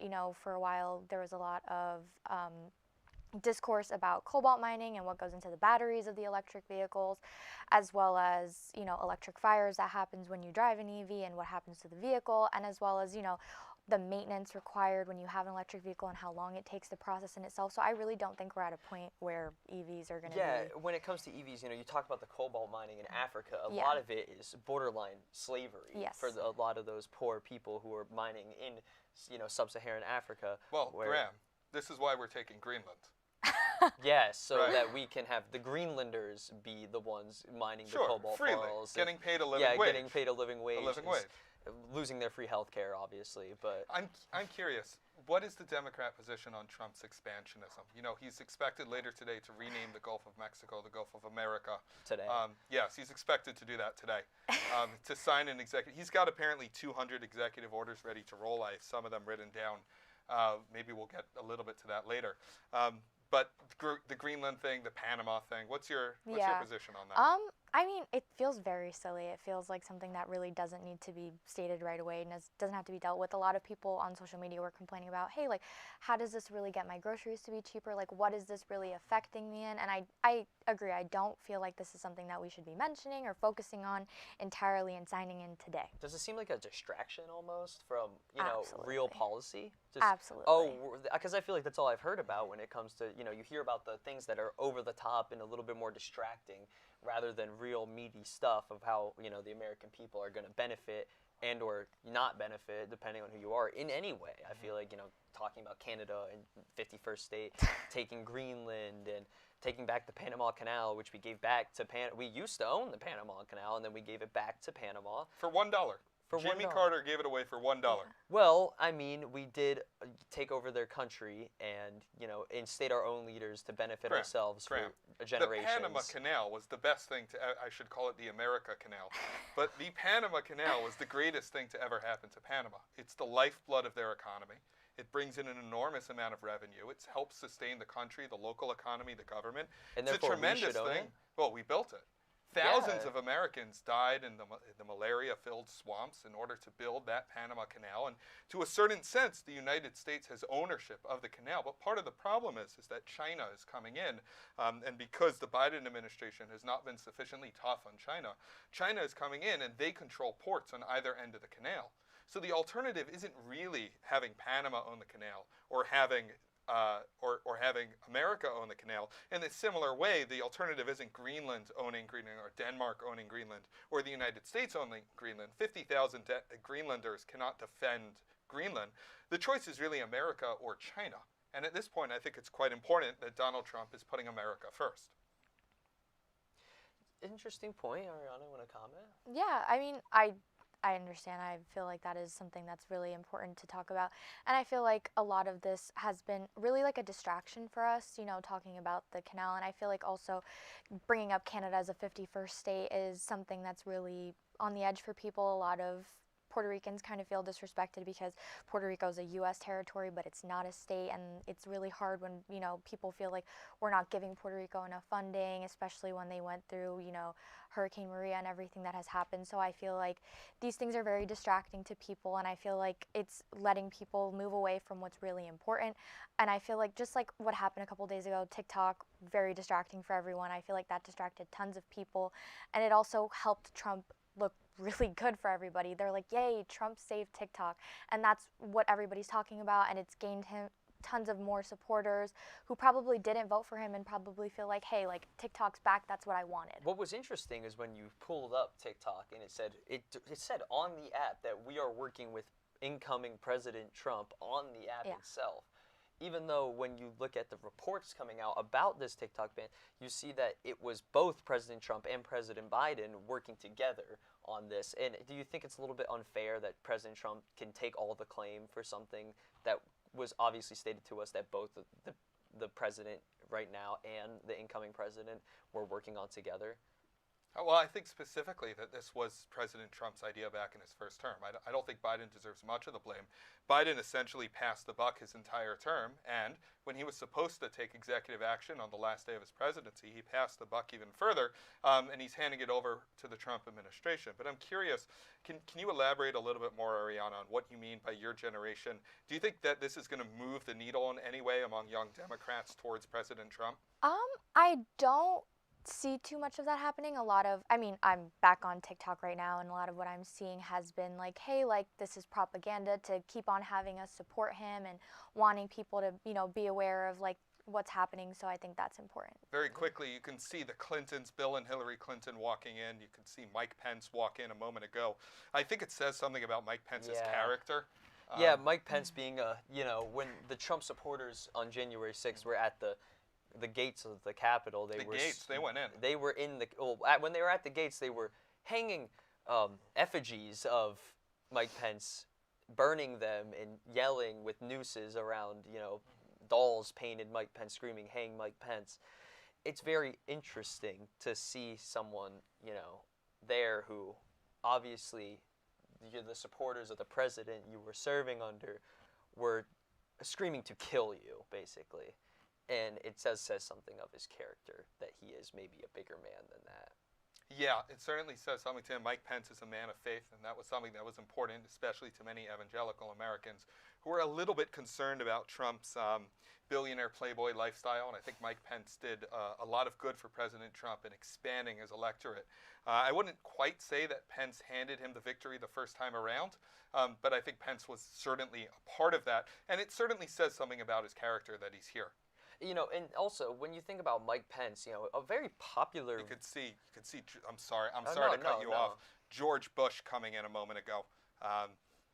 So you talk about Mike. You know, Mike Pence was actually really popular for a vice president. A lot of people knew who Mike Pence was. Now let me ask you a question: who was Hillary Clinton's running mate? This was actually a joke recently on SNL because, you know, who was it? Do you remember who?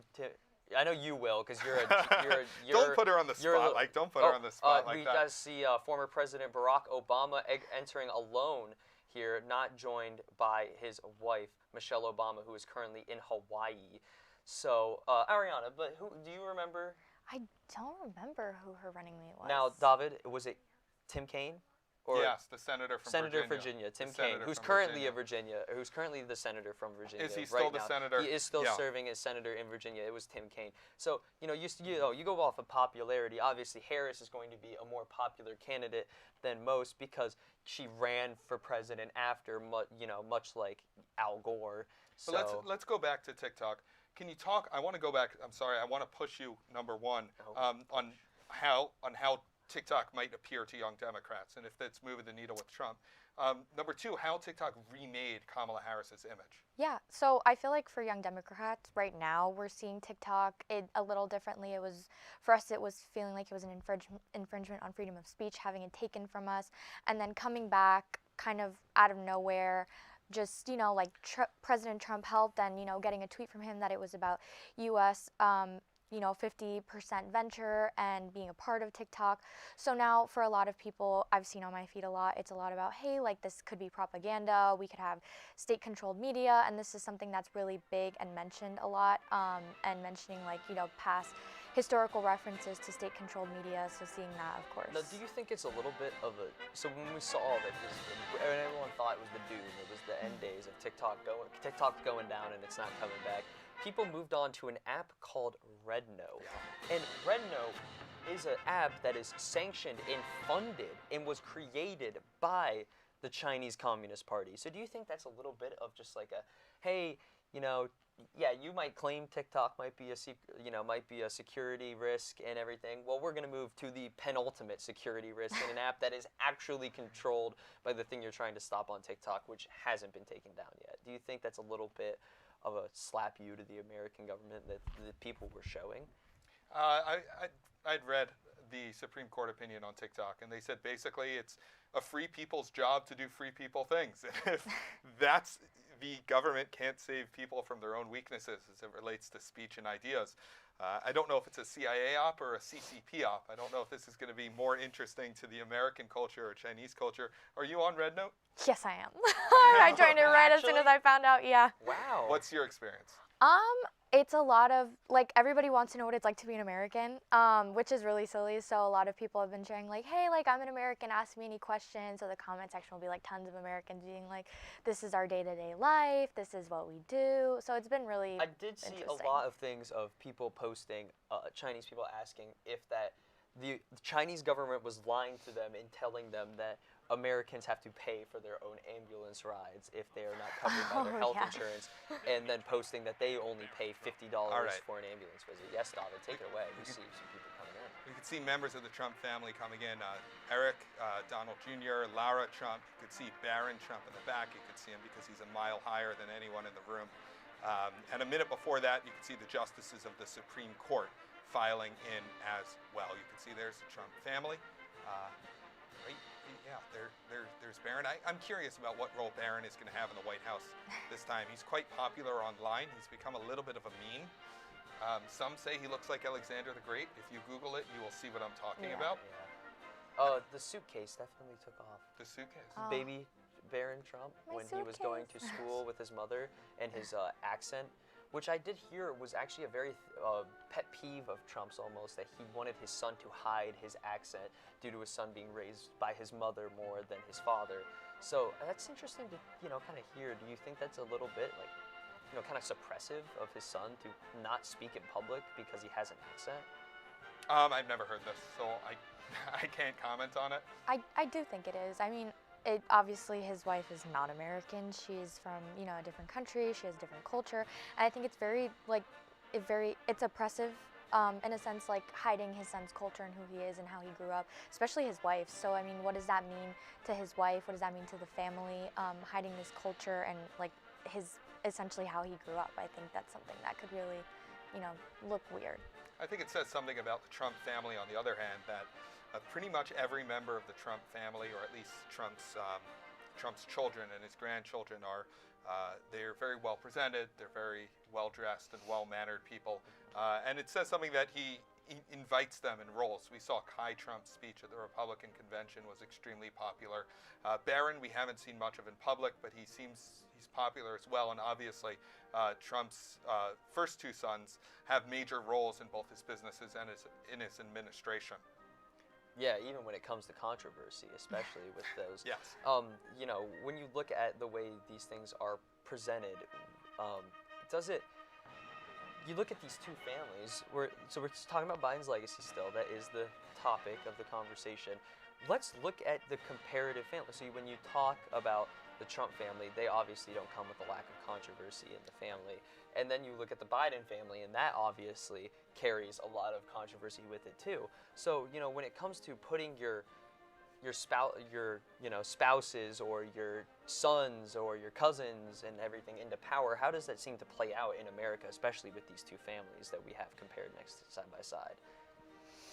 I mean, for Biden, I think his wife, she's, a teacher. She's very, she's an educated woman. I think she was an important role for having, for Biden. I think that it was important.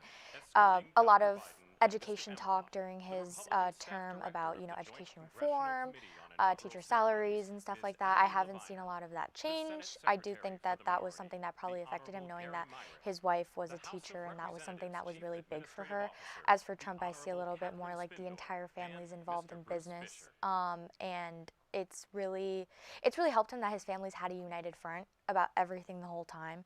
Biden's family isn't really big in the media. I mean, I think his granddaughter on TikTok once or twice, but they don't really like. You never seen his son in the media? Like, oh well, yeah. I don't know about that one. I don't know if you've ever seen. I've seen Hunter Biden on the news a couple of times. A lot of times. Oh, I mean, if I was excluding him from that part because that's solely affected him a lot, but. Yeah. We have to wrap in a moment. Yeah, we do. But any comments on the Trump family? The Trump family, well, I want to add on Biden's legacy. I think that it was supposed to be the biggest part of his legacy, that he was the one who removed Trump from the White House. But I think his legacy will be that he will also be the one who had brought Trump back into the White House. I think he deserves credit for both. But or do you give the blame to, the person he was running? Do you give it to Harris, even though, maybe Harris was met with some unfair remarks in her campaign as well? I'm under the impression we're running up against a commercial break, but I would say yes, and I think we should get to it. I don't think the Harris campaign was run as well as it maybe could have been. Maybe we'll talk a little bit about that. But on Biden himself, I think it's at least a testament to his character that he invited Trump for tea. They traveled together here to the inauguration at the Rotunda, in the Capitol Rotunda. It says something about the character of Joe Biden that he did that. Yeah, it really does. And, you know, we look at his legacy as a person and, you know, when coming down, we haven't really talked about the end of his legacy. What unfolded when it came to, you know, his running again, you know, it kind of all came crashing down at the very end. I think you could point to the last presidential debate he took part in on what network was that, on CNN, I believe? The debate was ABC. Biden's was CNN. Yeah, the CNN debate where, you know, it kind of all came crashing down, and the DNC panicked and kind of shuffled him out the door, forced him to leave, and then used his campaign funds to fund Harris. So, you know, we need to talk about that. We need to talk about the end of President Biden and his legacy and why this kind of fell flat. A lot of it is his age. Speech impediments, missteps constantly. I think that's what held him back a lot. No, President Trump is very close in age to President Biden. And noticeably slower than he was in his first term. That is very true. I think people don't talk about that enough, is that the cognitive decline of President Trump is visible as much as it was in Biden when he came into office. I wouldn't say as much as it was. I think it's impending. I think from how the amount of decline, I think is probably as much. As noticeable, probably, yeah. Because very charismatic guy. You saw him in his first, at the first RNC debate when he was running in the primaries, and or against Hillary Clinton, how sharp he was, how on his toes he was. You know, maybe not very presidential, but very witty comebacks he would have for political opponents. You know, that wasn't there the first time around, especially in his last debate against Kamala Harris, where he didn't seem to be ready with a witty comeback. Well, I think also Trump was out of control that night. I think that just calling a spade, he was not he didn't have the energy and the wit that he had in the 2016 debates with Hillary Clinton. But Biden, I think, correct me if I'm wrong, I think a lot of Democrats supported Biden in 2020. Yeah. They were aware of his decline, but they thought that the decline wouldn't be nearly as bad as Trump, who was already in the White House. Yeah, I honestly didn't think it was going to be that bad, but I do remember something that everybody has always said to me, you know, a presidency can age you a lot, and we saw like Barack Obama. Yes, that's the big So example. I think that's something, like, we've seen more of the missteps, more of the impediments in his speech as we've gone closer to the end.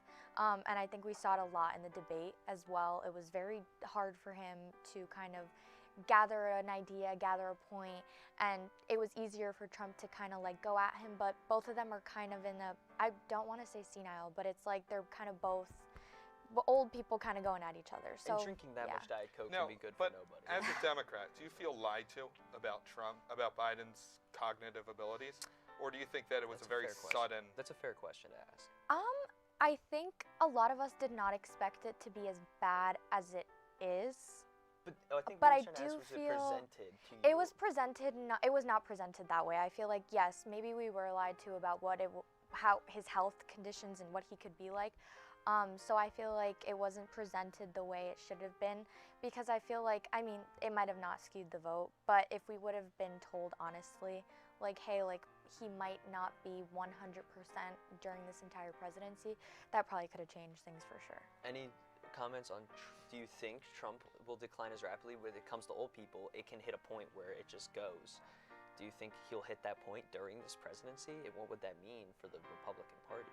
I haven't seen it yet, but I think just knowing the way the media is slanted, maybe not us. It might be presented as we're seeing it. I think that CNN and MSNBC and most of the major networks would have no hesitancy to call it out as they see it. Okay. I don't think we run a similar risk. All right. Well, that's going to bring us right up into a commercial break. Ladies and gentlemen, we have the 60th inauguration ceremony underway, and after this we are going to be watching the ceremony and commentating on President Trump and his swearing in ceremony. We'll be back. Thank you.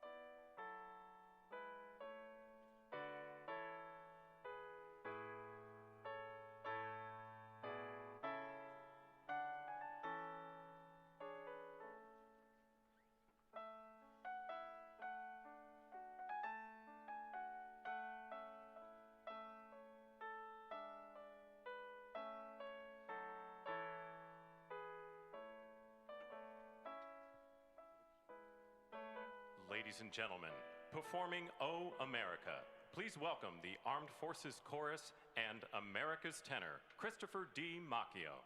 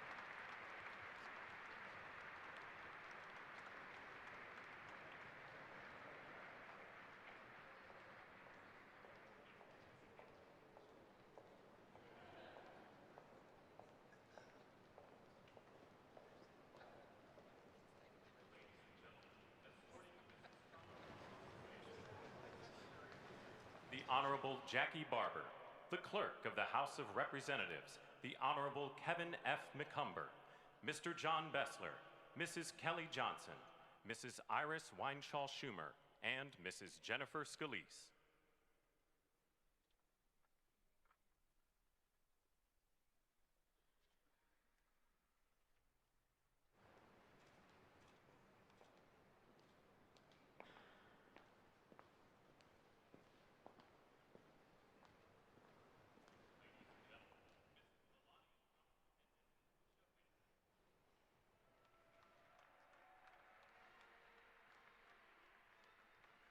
And welcome back.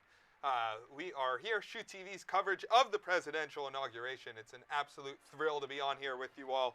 Tommy, Brian, welcome back. Welcome back on the panel. We're going to talk a little bit about Donald Trump's second term. Tommy, I'll throw it over to you first. Donald Trump's expected policy priorities, right? Largely speaking, what can we expect? Give us a short synopsis. I mean, look, it's fairly simple. Be strong on the border, reinstitute America's priorities in terms of energy, and bring back things like merit-based hiring, and I believe he proposed official definitions on biological sexes. Just very short, we know he will do things a lot more hands-on. He is expecting to do a lot of executive orders the second he takes office. So in short, look for things on the border, things on energy, and things on culture. The culture wars. Certainly, you could see Melania Trump file in to the Capitol Rotunda just a moment ago. And in this segment, we're going to expect to see J.D. Vance's take the oath of office administered by Brett Kavanaugh in just about, I want to say, in just about 15 minutes or so. Trump's actions are going to be on the economy, immigration, the culture wars. Is that just the same? Is that just the same old thing, or is it? Or are we going to see something new here? It's not too different than what we saw in the first term. I think the biggest change that you see in the first term is obviously the talk of tariffs have been very, very heavy in all of the rallies and everything that he was in.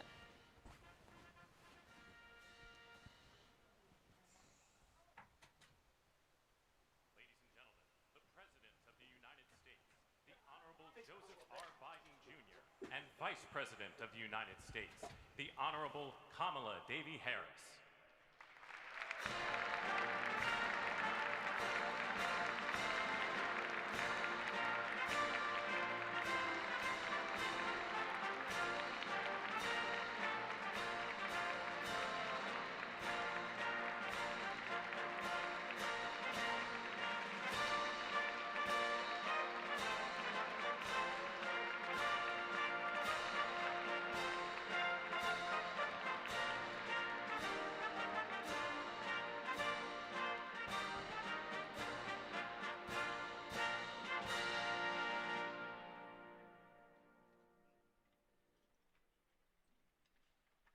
Ladies and gentlemen, escorting the Vice President-elect, the Executive Director for the Joint Congressional Committee on Inaugural Ceremonies, Mr. Michael Wagner, Senate Deputy Sergeant-at-Arms and Doorkeeper, Jason Bell, and House Deputy Sergeant-at-Arms, Mr. Sean Keating.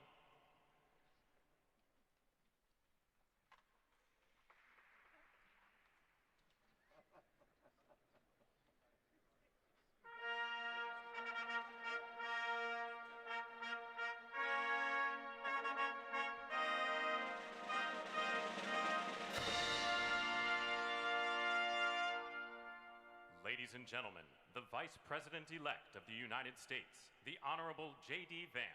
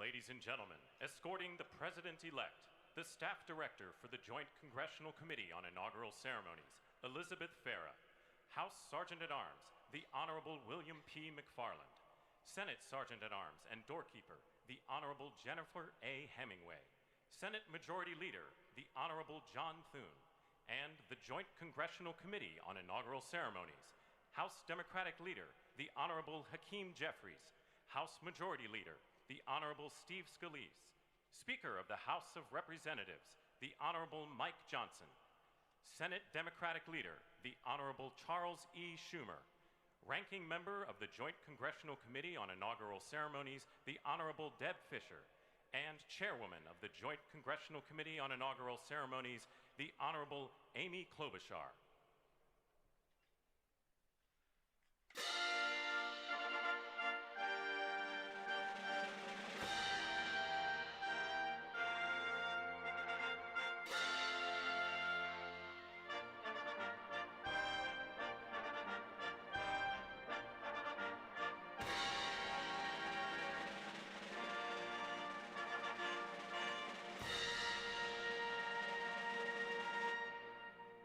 Ladies and gentlemen, the President-elect of the United States, the Honorable Donald John Trump.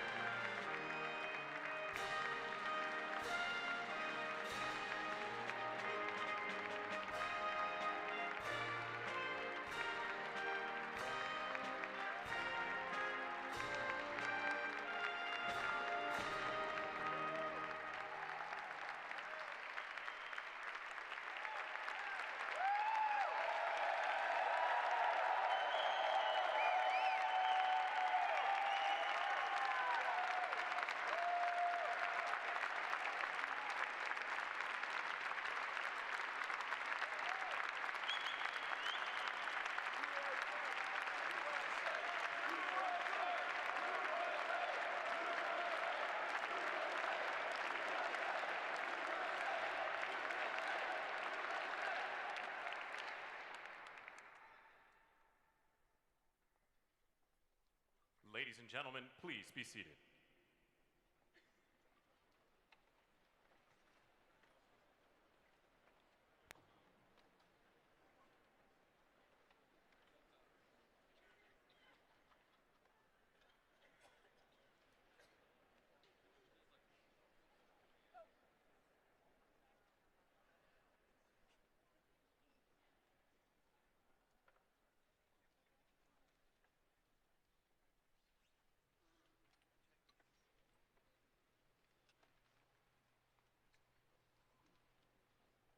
Please welcome the Chairwoman of the Joint Congressional Committee on Inaugural Ceremonies, the Honorable Amy Klobuchar.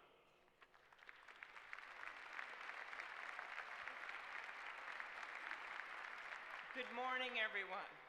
Welcome to the 60th presidential inauguration. Today, President-elect Trump and Vice President-elect Vance will take their oaths of office, and we will witness the peaceful transfer of power at the heart of our democracy.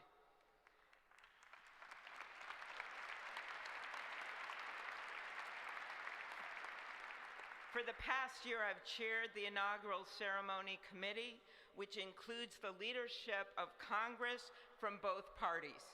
We thank the committee and Capitol staff and law enforcement who worked so hard over the last year, and especially the last 3 days. You've done a beautiful job, and you have shown grace under pressure.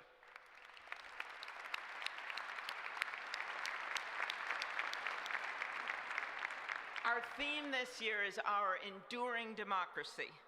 The presence of so many presidents and vice presidents here today is truly a testament to that endurance. We welcome President Biden and Dr. Biden. We welcome Vice President Harris and Doug Emhoff, President Obama, President Clinton and Secretary Clinton, President Bush and Laura Bush, Vice President Pence, Vice President Quayle and Marilyn Quayle. The justices of the United States Supreme Court are with us, all 9 of them, I counted, and of course, the Trump and Vance families. This ceremony marks what will soon be 250 years of our democracy. It is the moment when leaders, elevated by the will of the people, promise to be faithful to our Constitution, to cherish and defend it. It is the moment when they become, as we all should be, the guardians of our country. Through war and peace, through adversity and prosperity, we hold this inauguration every 4 years, and today it falls on Martin Luther King Day, a further reminder that we must strive to uphold the values enshrined in our Constitution, the freedoms, the liberties, and, as is inscribed on the entrance of the United States Supreme Court, equal justice under law.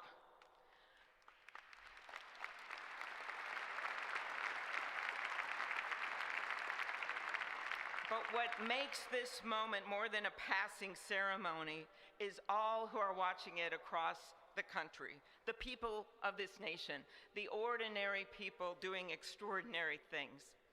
President Kennedy, who at one point worked as a senator in this building and would often walk through this very rotunda, once said, "In a democracy, every citizen, regardless of interest in politics, holds office. Every one of us is in a position of responsibility. With that responsibility of citizenship comes an obligation not to seek out malice, as President Lincoln once reminded us, but to view others with a generosity of spirit despite our differences. With that responsibility of leadership comes an obligation to stand our ground when we must and find common ground when we can. With everything swirling around us, the hot mess of division, it is on all of us, to quote an incredible songwriter who just happened to be born in my state, to ensure that our nation's democracy is our shelter from the storm. There's a reason this ceremony takes place at the Capitol. In other countries, it might be in a presidential palace or a gilded executive office building. Here it is traditionally held at the Capitol, the People's House. It is a fitting reminder of the system of checks and balances that is the very foundation of our government, 3 equal branches of government. That is how, for nearly 250 years, our great American experiment, grounded in the rule of law, has endured. So, as we inaugurate a new president and vice president, let us remember that the power of those in this room comes from the people. The construction workers who build our country, the teachers and healthcare workers who nurture us, the troops defending our freedoms, and yes, the firefighters in Los Angeles putting themselves on the line for us.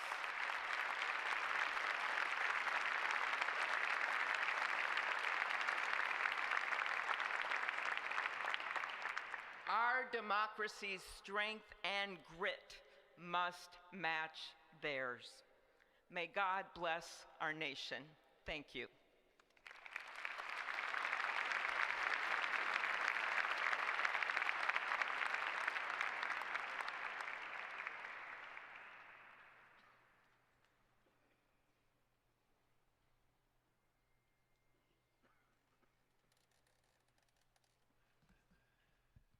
Good afternoon. Endurance through the years is the ultimate test. To persevere through time is the truest measure of an idea, an institution, and a nation. Our founders wrote the Constitution so that America could withstand all the twists and turns of time. They wrote it to guide us and to preserve forever our right of life, liberty, and the pursuit of happiness. But as much as the truths and principles enshrined in our Constitution remain the same, Our democracy promises the American people the power to change, to chart their own destiny. That's the beauty. That is the importance of democracy. It allows the endurance, the permanence of a nation through change. It allows nations like our United States both to avoid the obstacles and to seize the opportunities God has placed before us, all while staying true to our founding principles. Today is our country's 60th inauguration ceremony. Like all the others before it, it is a celebration of our right to set our uniquely American course. The past several years have been trying at times for many, many Americans, and also for the nations of the free world that we humbly strive to lead. In November, Americans chose again to steer this nation towards greatness, the secure, safe, and prosperous future that our founders envisioned for all of us. And today, we celebrate not only their decision to do so. Senator Fischer there speaking, and the Capitol Rotunda will carry a little bit of the inaugural ceremony, which is always nice, pleasant to see. Where were we? Trump's second term. Yes, going back to, I think, his economic policies that maybe we'll see.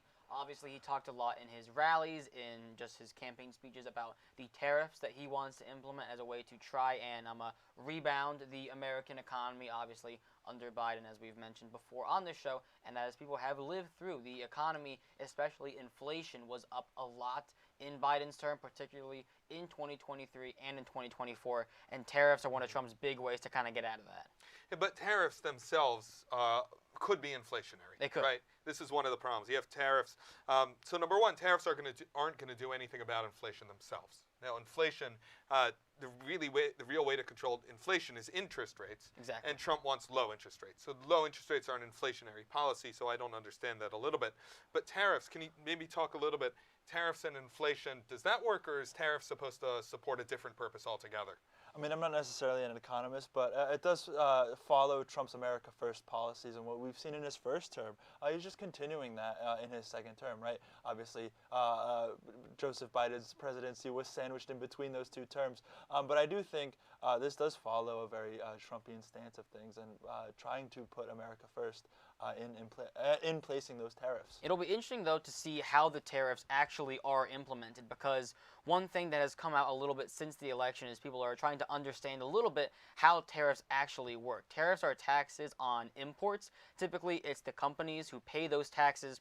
That money goes to the U.S. Treasury, and as a result, the consumers are the ones who end up kind of footing the bill a little bit because the companies raise their prices because they had to pay more for these goods. So it'll be interesting to see how this actually affects the United States going forward if these tariffs are implemented, and the kind of aftermath of if they are.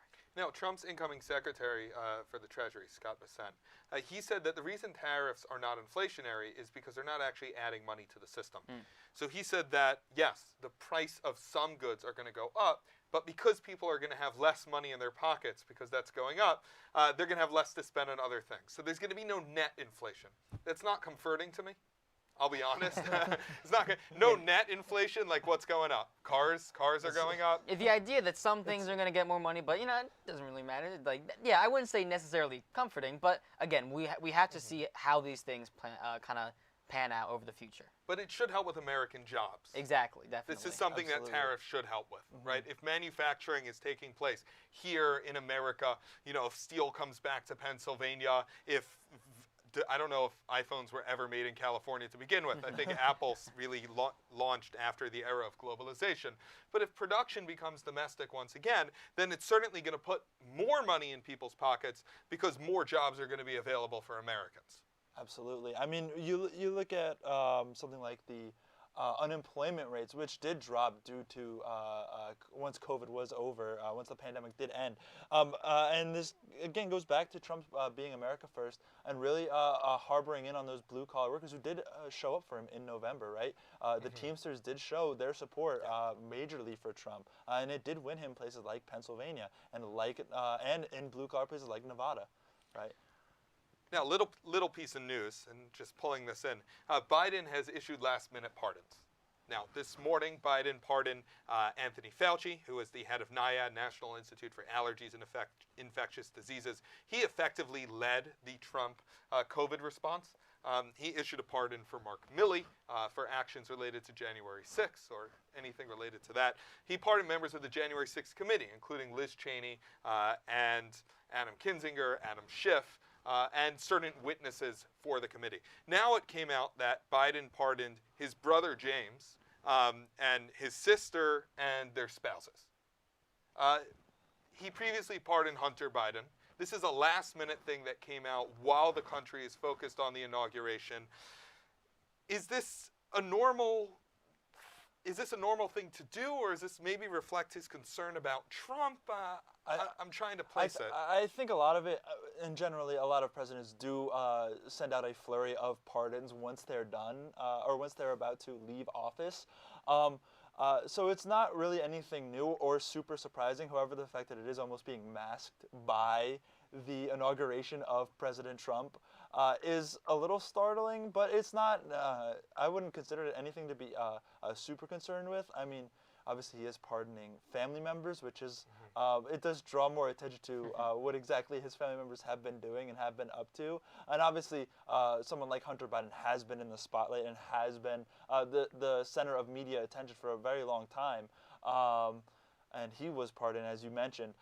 But it's not necessarily anything new, and I wouldn't classify it as anything super startling and democracy-shattering.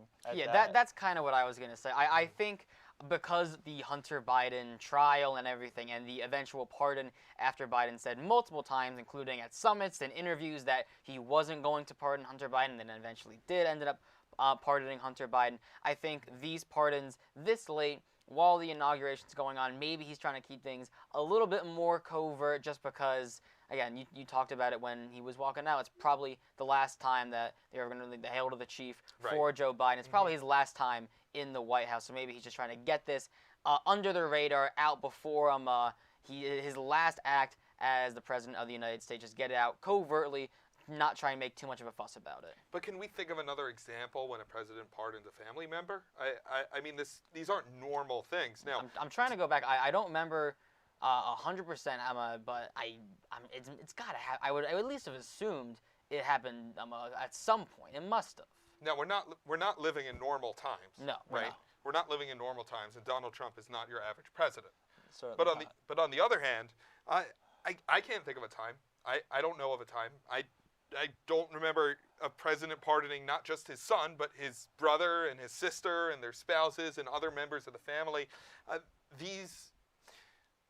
I don't know how this is going to age. I don't know how this is going to age. I think he probably just wants to protect them against Trump. But when Trump was indicted, the reaction from the Biden administration was that we have to let justice run its course. Mm-hmm.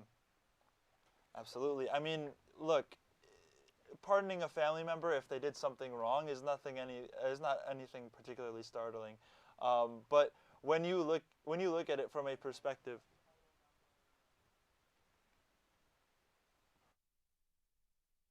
I will bear true faith. That I will bear true faith. And allegiance to the same. And allegiance to the same. That I take this obligation freely. That I take this obligation freely. Without any mental reservation. Without any mental reservation. Or purpose of evasion. Or purpose of evasion. And that I will well and faithfully discharge. And that I will well and faithfully discharge. The duties of the office. The duties of the office. On which I am about to enter. On which I am about to enter. So help me God. So help me God. Congratulations, Mr. Vice President.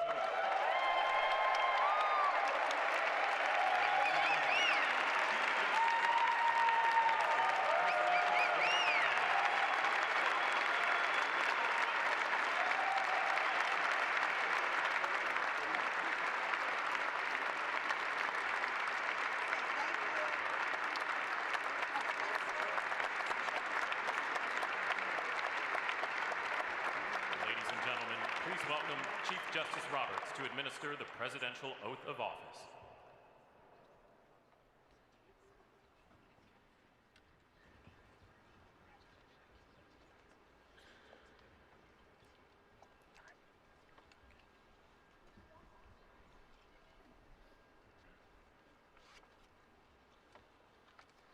Please raise your right hand and repeat after me.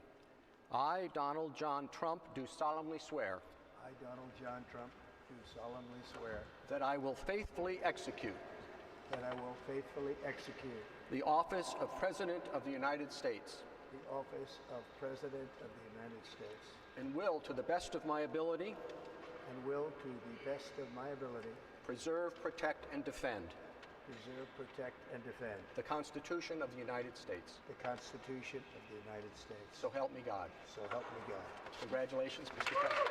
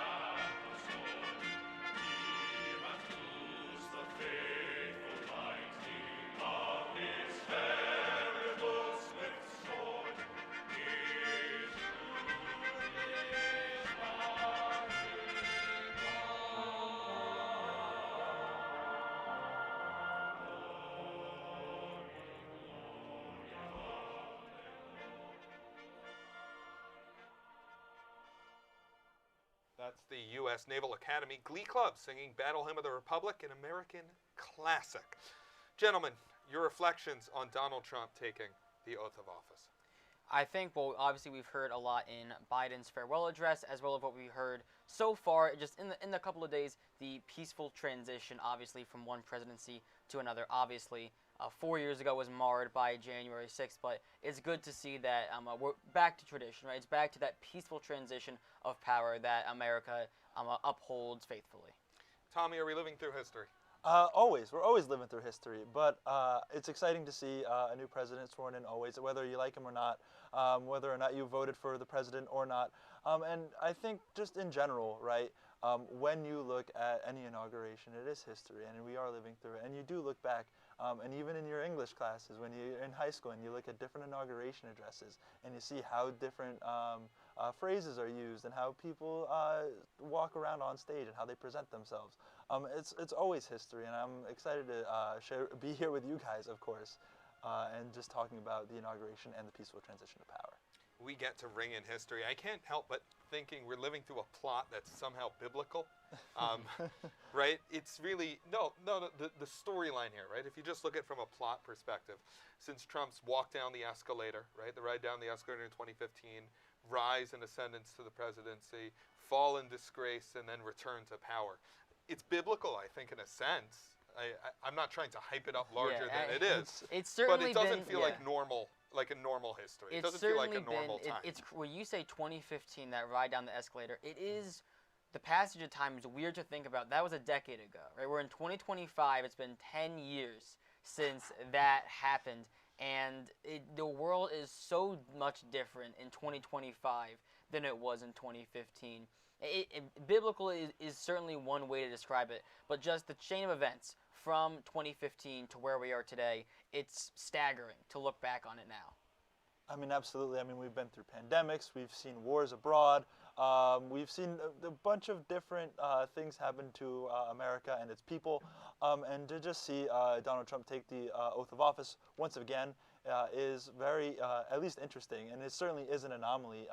He is the second president to ever serve 2 non-consecutive terms, next to, I believe it was Grover Cleveland, right? So we are living through history, and it is exciting. Trump coming back. Day one, he's expected to sign about 100 to 200 executive orders. Some of these are normal. Some of these are expected. He's going to undo some Biden policy around energy. And some of these are going to be a little bit more controversial and also a little bit more, dare I say, popular to the base or entertaining. Say what you will. Number one, Trump is expected to rename the Gulf of Mexico as the Gulf of America. This is a day one policy. I don't know why it's a day one policy, but this is a day one policy. This is something that's coming soon. But there's other stuff as well. We talked a little bit about Biden's pardons and Biden's pardons to his family, which were controversial. Trump's day one pardons are expected to include the vast majority, if not all, of people who were convicted for January 6th related offenses. Yeah, and it's certainly polarizing. It's definitely controversial that these people who stormed the Capitol, who tried to protest the presidency of Joe Biden, are getting pardoned by President Trump. But, I mean, it's not necessarily unexpected, right? This was something that he had talked about a little bit on the campaign trail. This doesn't come as a shock to anybody, even on day one. No, I mean, it really doesn't. I mean, he's a big, his whole entire campaign strategy is centered around rallying the base, and that is part of his base. So absolutely, it is really no surprise. Other stuff are supposed to center around immigration, right? So Trump obviously has taken a much harder stance on the border and a much harder stance on illegal migration than President Biden did. And Biden came under some criticism for his open border policy. Trump is expected tomorrow to launch a mass deportation operation. This is something that millions of Americans have feared about. They don't necessarily have enough faith. Even people who believe in deportations, and polls show that most Americans support mass deportations. But most Americans, or a significant number, don't trust that the Trump administration is going to do it right. We're going to cut back to the feed.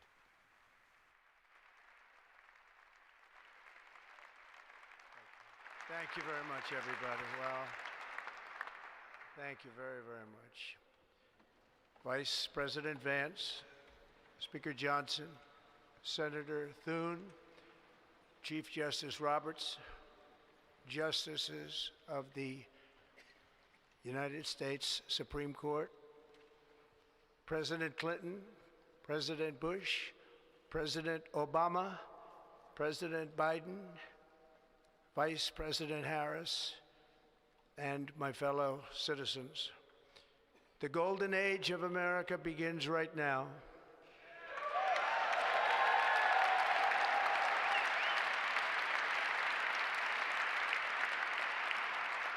From this day forward, our country will flourish and be respected again all over the world. We will be the envy of every nation, and we will not allow ourselves to be taken advantage of any longer. During every single day of the Trump administration, I will very simply put America first.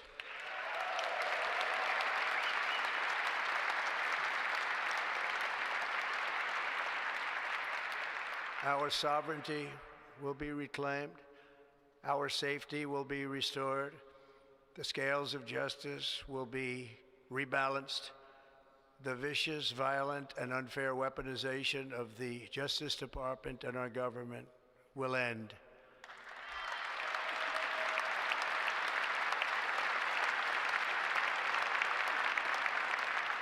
And our top priority will be to create a nation that is proud, prosperous, and free.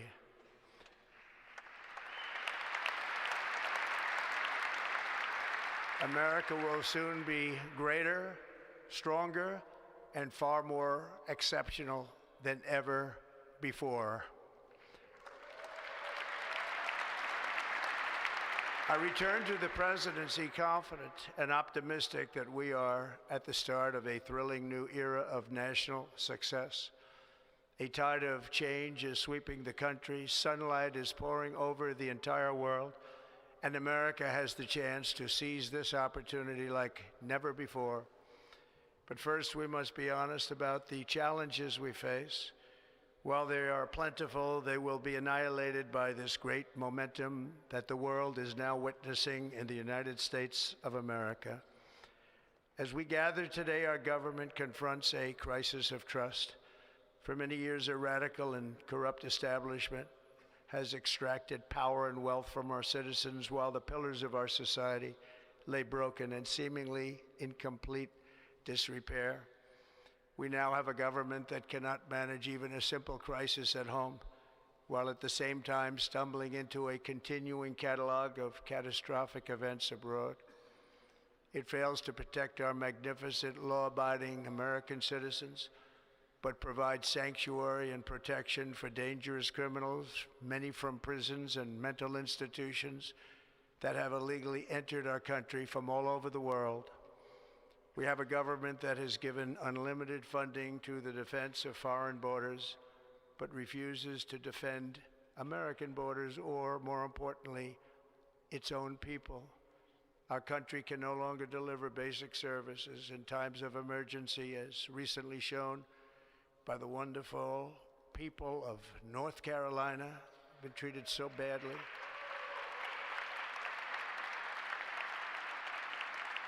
And other states who are still suffering from a hurricane that took place many months ago. Or more recently, Los Angeles, where we're watching fires still tragically burn from weeks ago without even a token of defense. They're raging through the houses and communities, even affecting some of the wealthiest and most powerful individuals in our country, some of whom are sitting here right now. They don't have a home any longer. That's interesting. But we can't let this happen. Everyone is unable to do anything about it. That's going to change. We have a public health system that does not deliver in times of disaster, yet more money is spent on it than any country anywhere in the world. And we have an education system that teaches our children to be ashamed of themselves in many cases, to hate our country despite the love that we try so desperately to provide to them. All of this will change starting today, and it will change very quickly.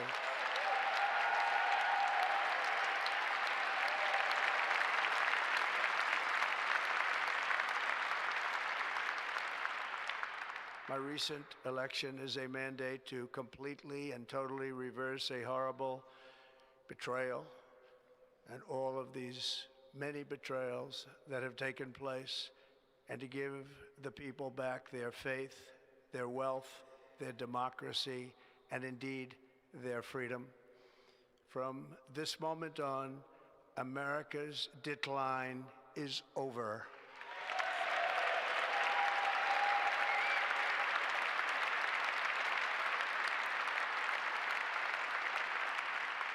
Our liberties and our nation's glorious destiny will no longer be denied, and we will immediately restore the integrity, competency, and loyalty of America's government.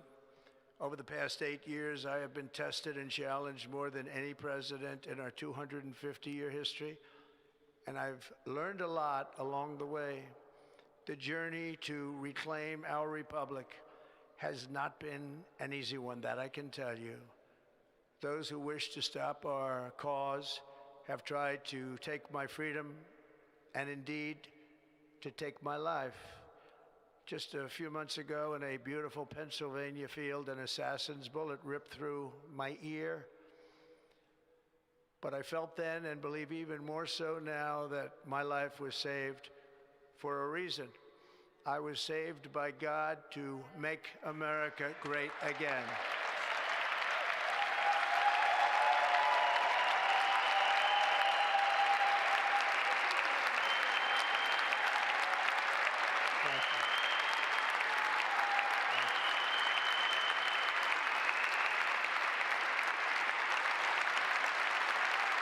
Thank you very much.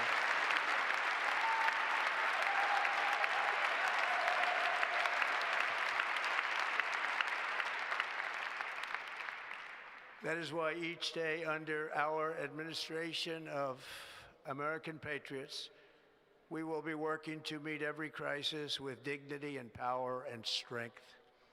We will move with purpose and speed to bring back hope, prosperity, safety, and peace for citizens of every race, religion, color, and creed. For American citizens, January 20th, 2025 is Liberation Day.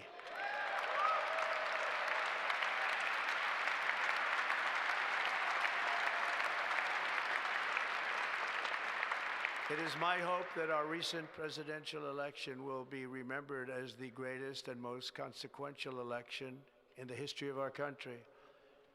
As our victory showed, the entire nation is rapidly unifying behind our agenda with dramatic increases in support from virtually every element of our society, young and old, men and women, African Americans, Hispanic Americans, Asian Americans, urban, suburban, rural, and very importantly, we had a powerful win in all 7 swing states, and the popular vote, we won by millions of people.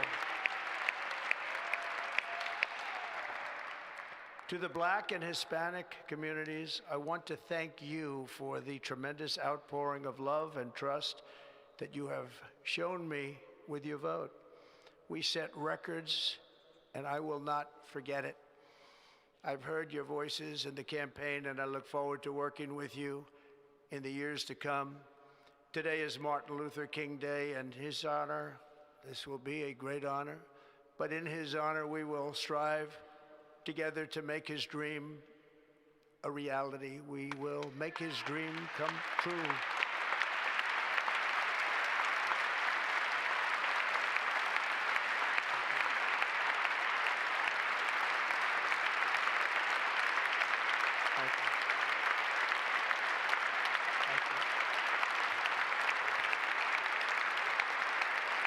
National unity is now returning to America, and confidence and pride is soaring like never before. In everything we do, my administration will be inspired by a strong pursuit of excellence and unrelenting success. We will not forget our country, we will not forget our Constitution, and we will not forget our God. Can't do that.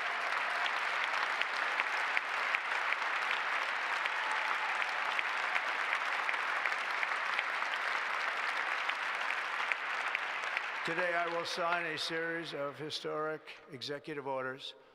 With these actions, we will begin the complete restoration of America and the revolution of common sense. It's all about common sense.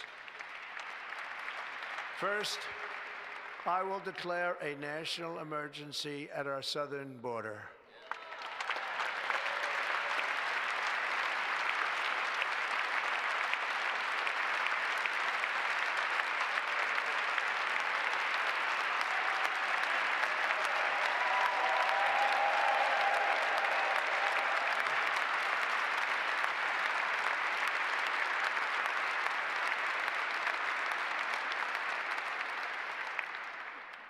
Illegal entry will immediately be halted, and we will begin the process of returning millions and millions of criminal aliens back to the places from which they came.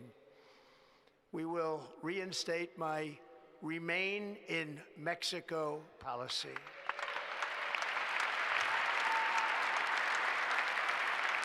I will end the practice of catch and release. And I will send troops to the southern border to repel the disastrous invasion of our country.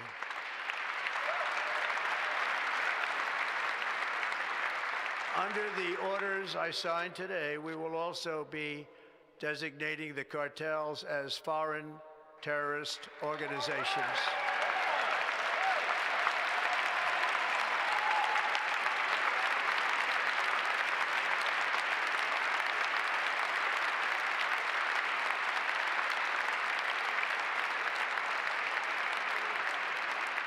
And by invoking the Alien Enemies Act of 1798, I will direct our government to use the full and immense power of federal and state law enforcement to eliminate the presence of all foreign gangs and criminal networks, bringing devastating crime to U.S. soil, including our cities and inner cities.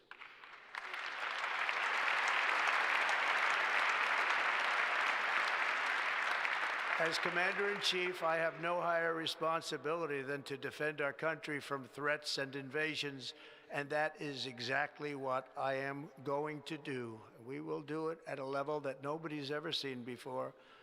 Next, I will direct all members of my cabinet to marshal the vast powers at their disposal to defeat what was record inflation and rapidly bring down costs and prices.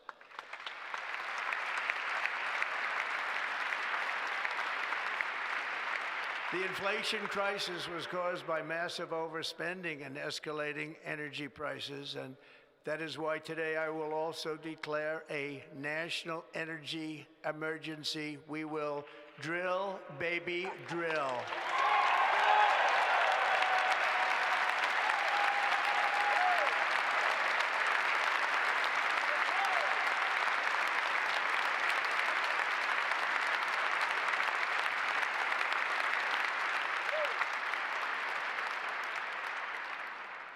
America will be a manufacturing nation once again, and we have something that no other manufacturing nation will ever have, the largest amount of oil and gas of any country on earth, and we are going to use it. We're going to use it. We will bring prices down, fill our strategic reserves up again, right to the top, and export American energy all over the world. We will be a rich nation again, and it is that liquid gold under our feet that will help to do it. With my actions today, we will end the Green New Deal, and we will revoke the electric vehicle mandate, saving our auto industry and keeping my sacred pledge to our great American auto workers.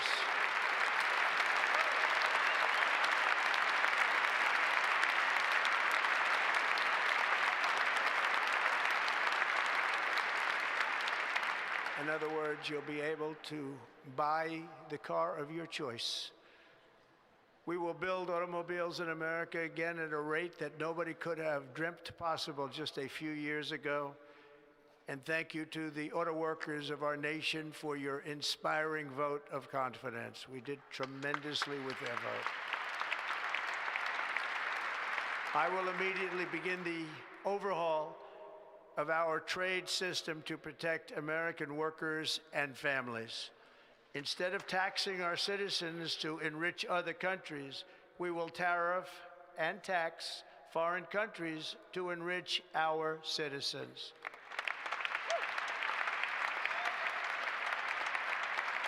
For this purpose, we are establishing the External Revenue Service to collect all tariffs, duties, and revenues. It will be massive amounts of money pouring into our treasury, coming from foreign sources. The American dream will soon be back and thriving like never before to restore competence and effectiveness to our federal government. My administration will establish the brand new Department of Government Efficiency.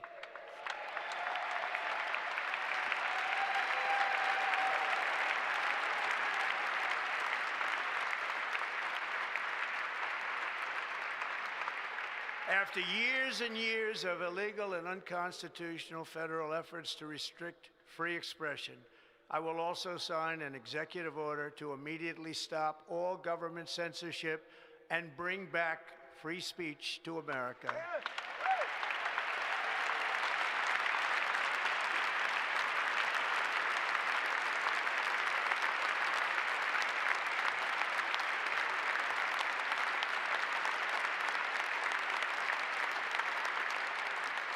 Never again will the immense power of the state be weaponized to persecute political opponents, something I know something about. We will not allow that to happen. It will not happen again. Under my leadership, we will restore fair, equal, and impartial justice under the constitutional rule of law.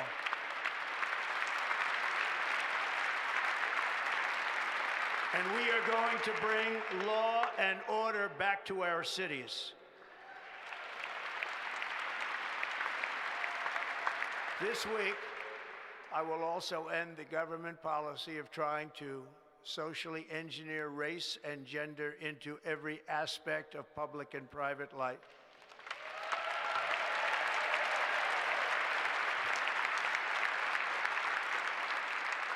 We will forge a society that is colorblind and merit-based.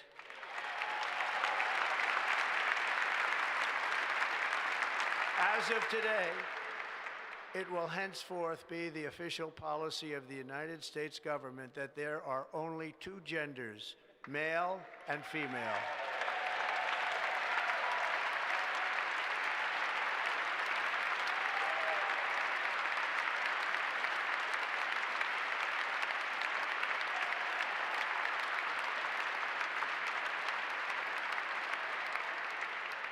This week, I will reinstate any service members who were unjustly expelled from our military for objecting to the COVID vaccine mandate with full back pay.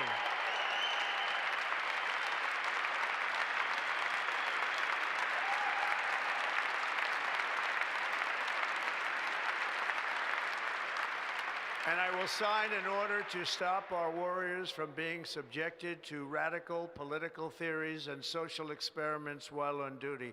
It's going to end immediately. Our armed forces will be freed to focus on their sole mission, defeating America's enemies.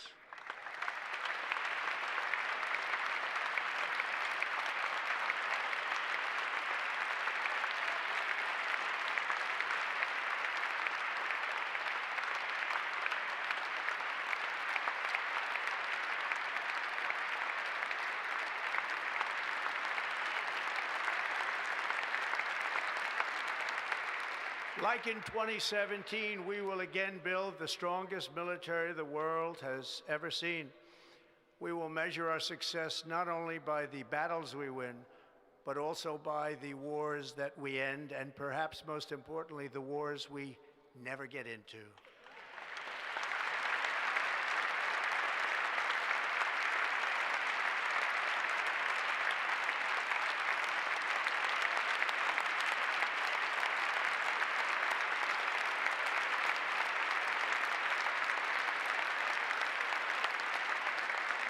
My proudest legacy will be that of a peacemaker and unifier. That's what I want to be, a peacemaker and a unifier. I'm pleased to say that as of yesterday, one day before I assumed office, the hostages in the Middle East are coming back home to their families.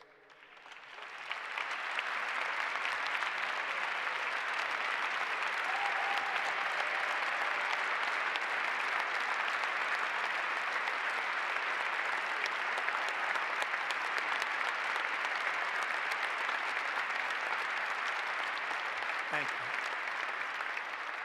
you. America will reclaim its rightful place as the greatest, most powerful, most respected nation on earth, inspiring the awe and admiration of the entire world. A short time from now, we are going to be changing the name of the Gulf of Mexico to the Gulf of America, and we will restore the name of a great president William McKinley to Mount McKinley, where it should be and where it belongs.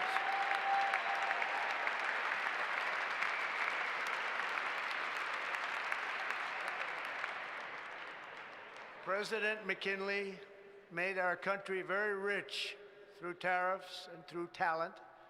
He was a natural businessman and gave Teddy Roosevelt the money for many of the great things he did, including the Panama Canal, which has foolishly been given to the country of Panama after the United States. The United States, I mean, think of this, spent more money than ever spent on a project before and lost 38,000 lives in the building of the Panama Canal.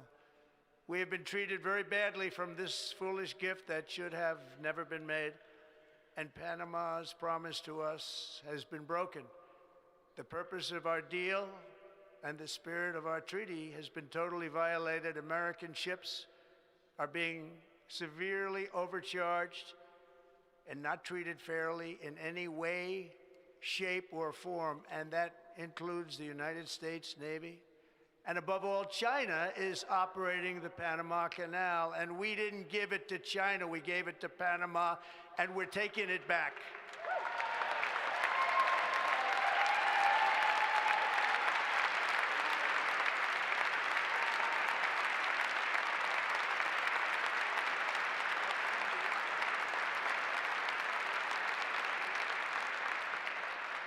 Above all, my message to Americans today is that it is time for us to once again act with courage, vigor, and the vitality of history's greatest civilization.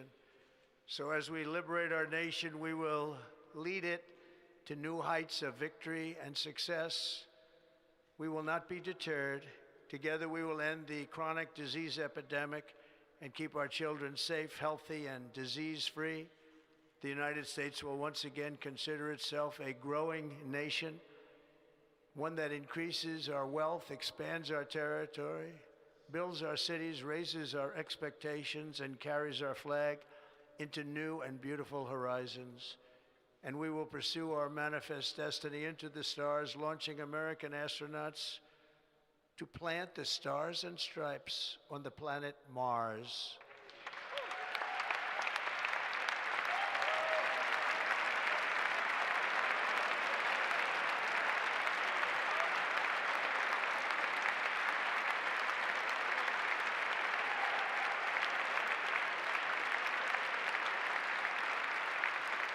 Ambition is the lifeblood of a great nation, and right now our nation is more ambitious than any other. There's no nation like our nation. Americans are explorers, builders, innovators, entrepreneurs, and pioneers.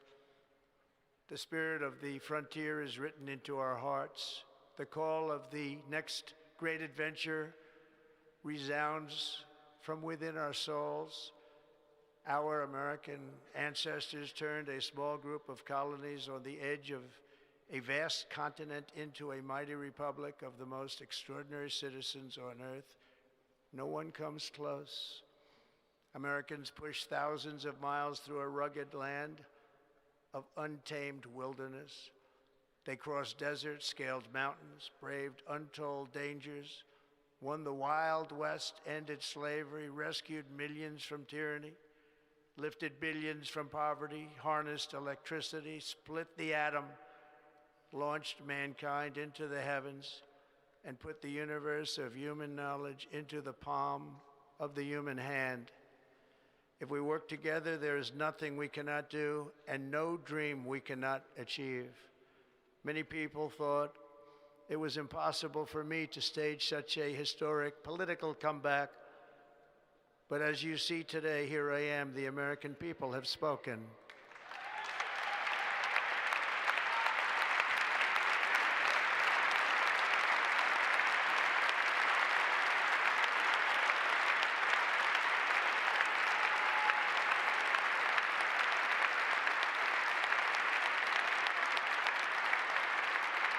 I stand before you now as proof that you should never believe that something is impossible to do. In America, the impossible is what we do best.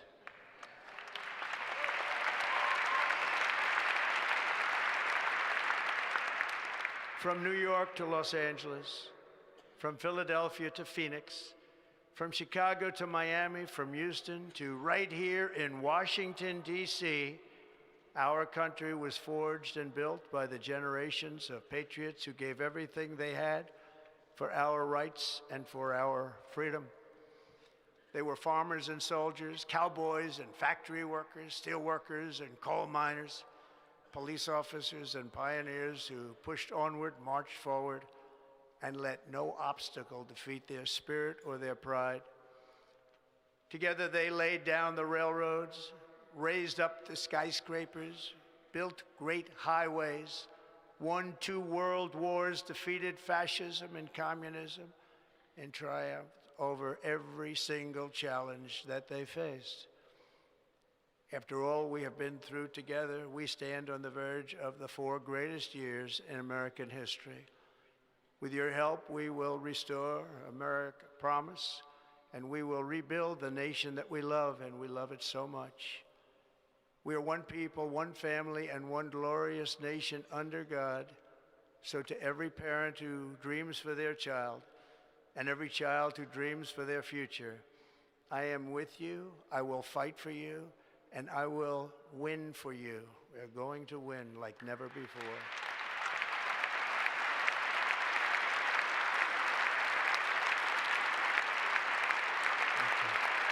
Thank you.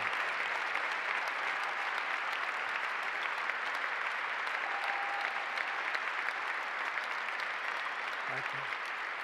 Thank you. In recent years, our nation has suffered greatly, but we are going to bring it back and make it great again, greater than ever before.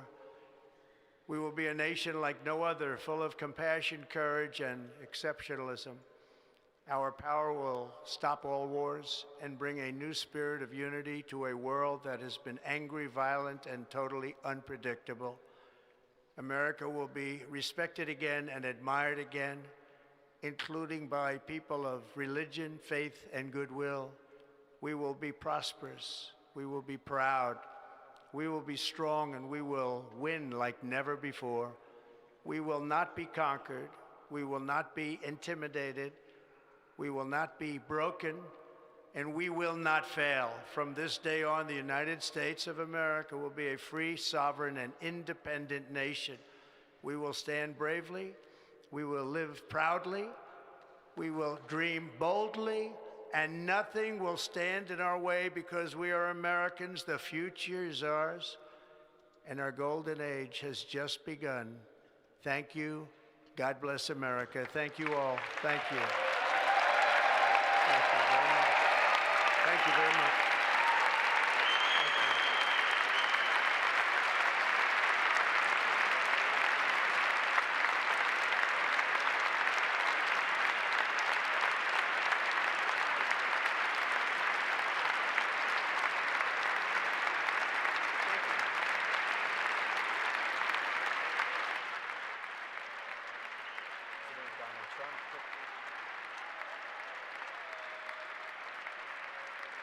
Ladies and gentlemen, performing here with Graham and David, and we are here to discuss a little bit about the speech that we just saw. Of course, many different words, many different policies and topics that we have seen.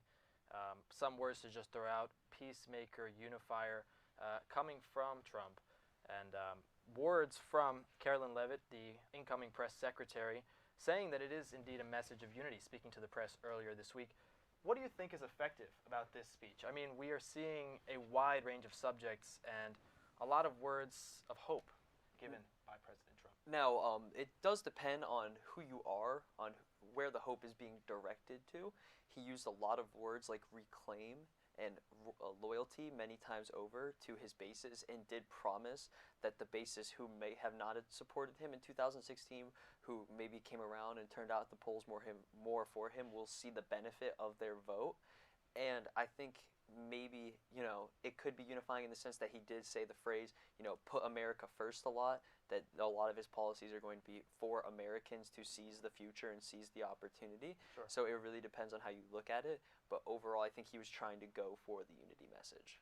Definitely. I think he did it as well. And I think he did it. You have to, it's It's not going to unify the whole country.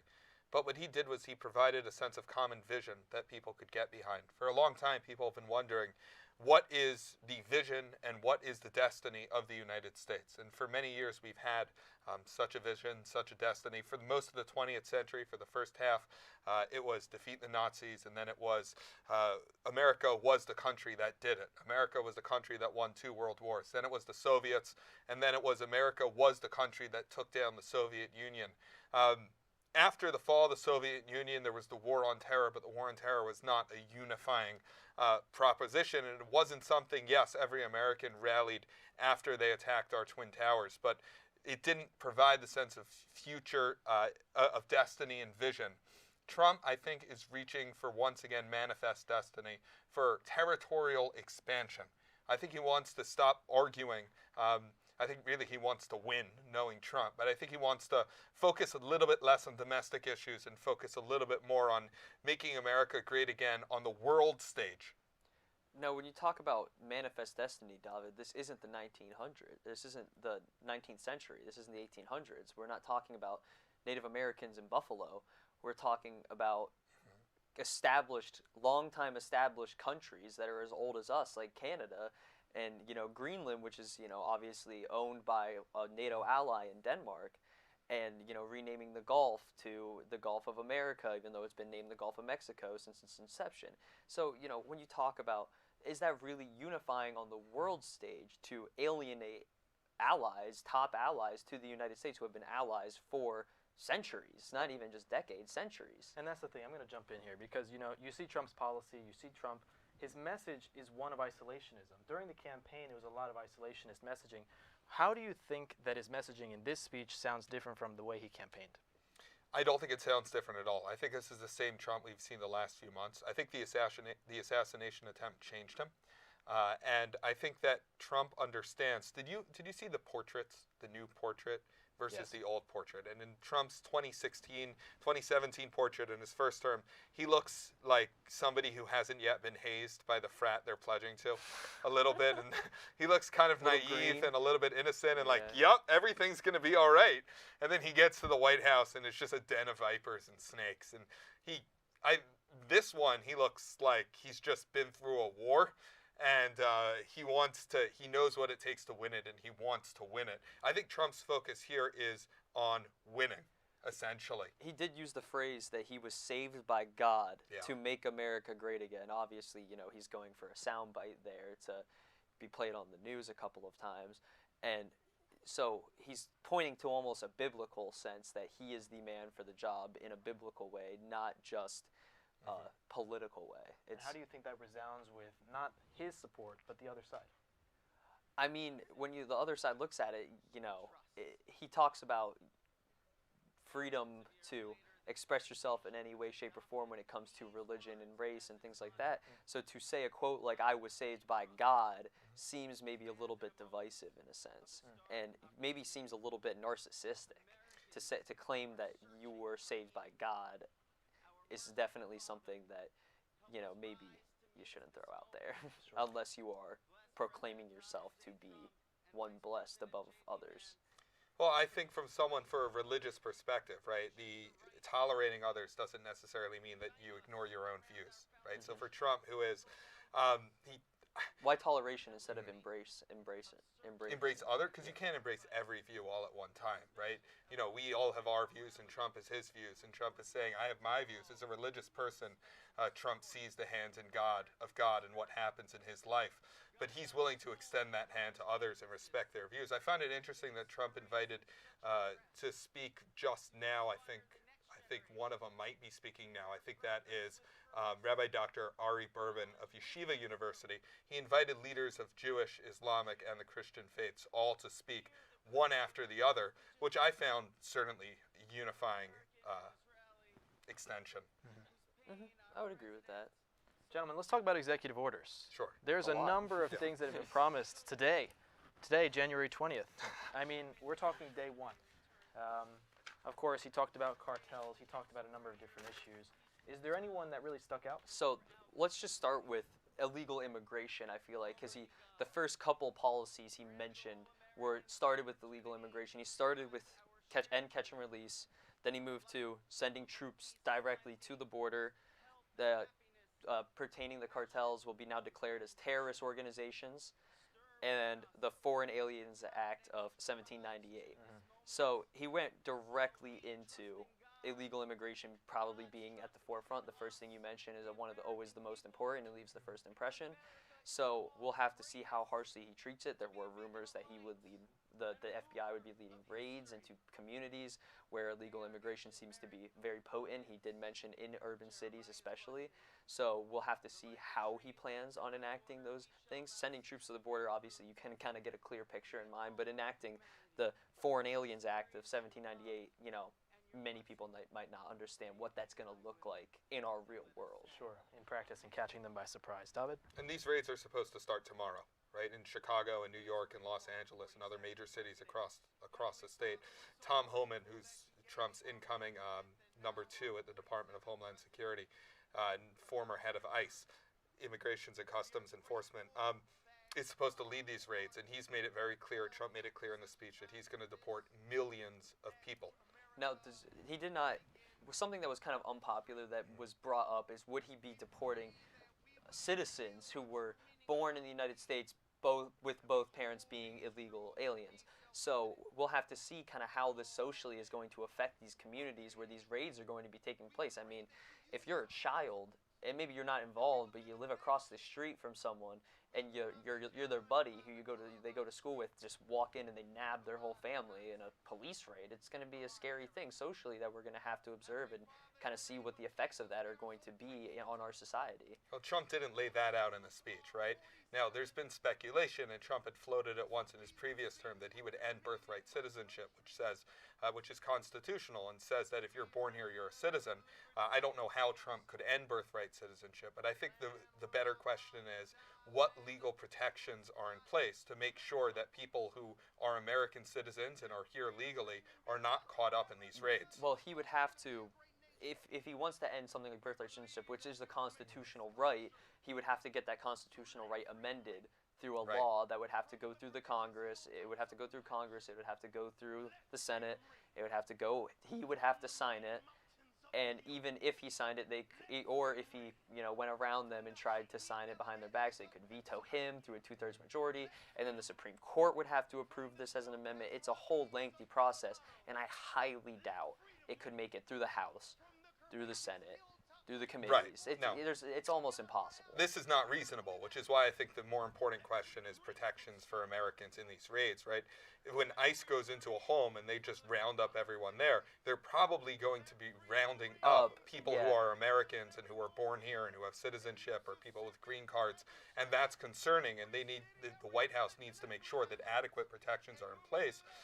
But polls show that most Americans, a majority, support some level of deportations. But even if they are nabbing them and then maybe filtering them out, like, you nab a bunch and then you bring them to a facility to be, vetted on who's illegal and who's not, that leaves you open for so many lawsuits against, privacy rights and protections from the government, that the government's not allowed to just come and nab you up because you might have committed a crime.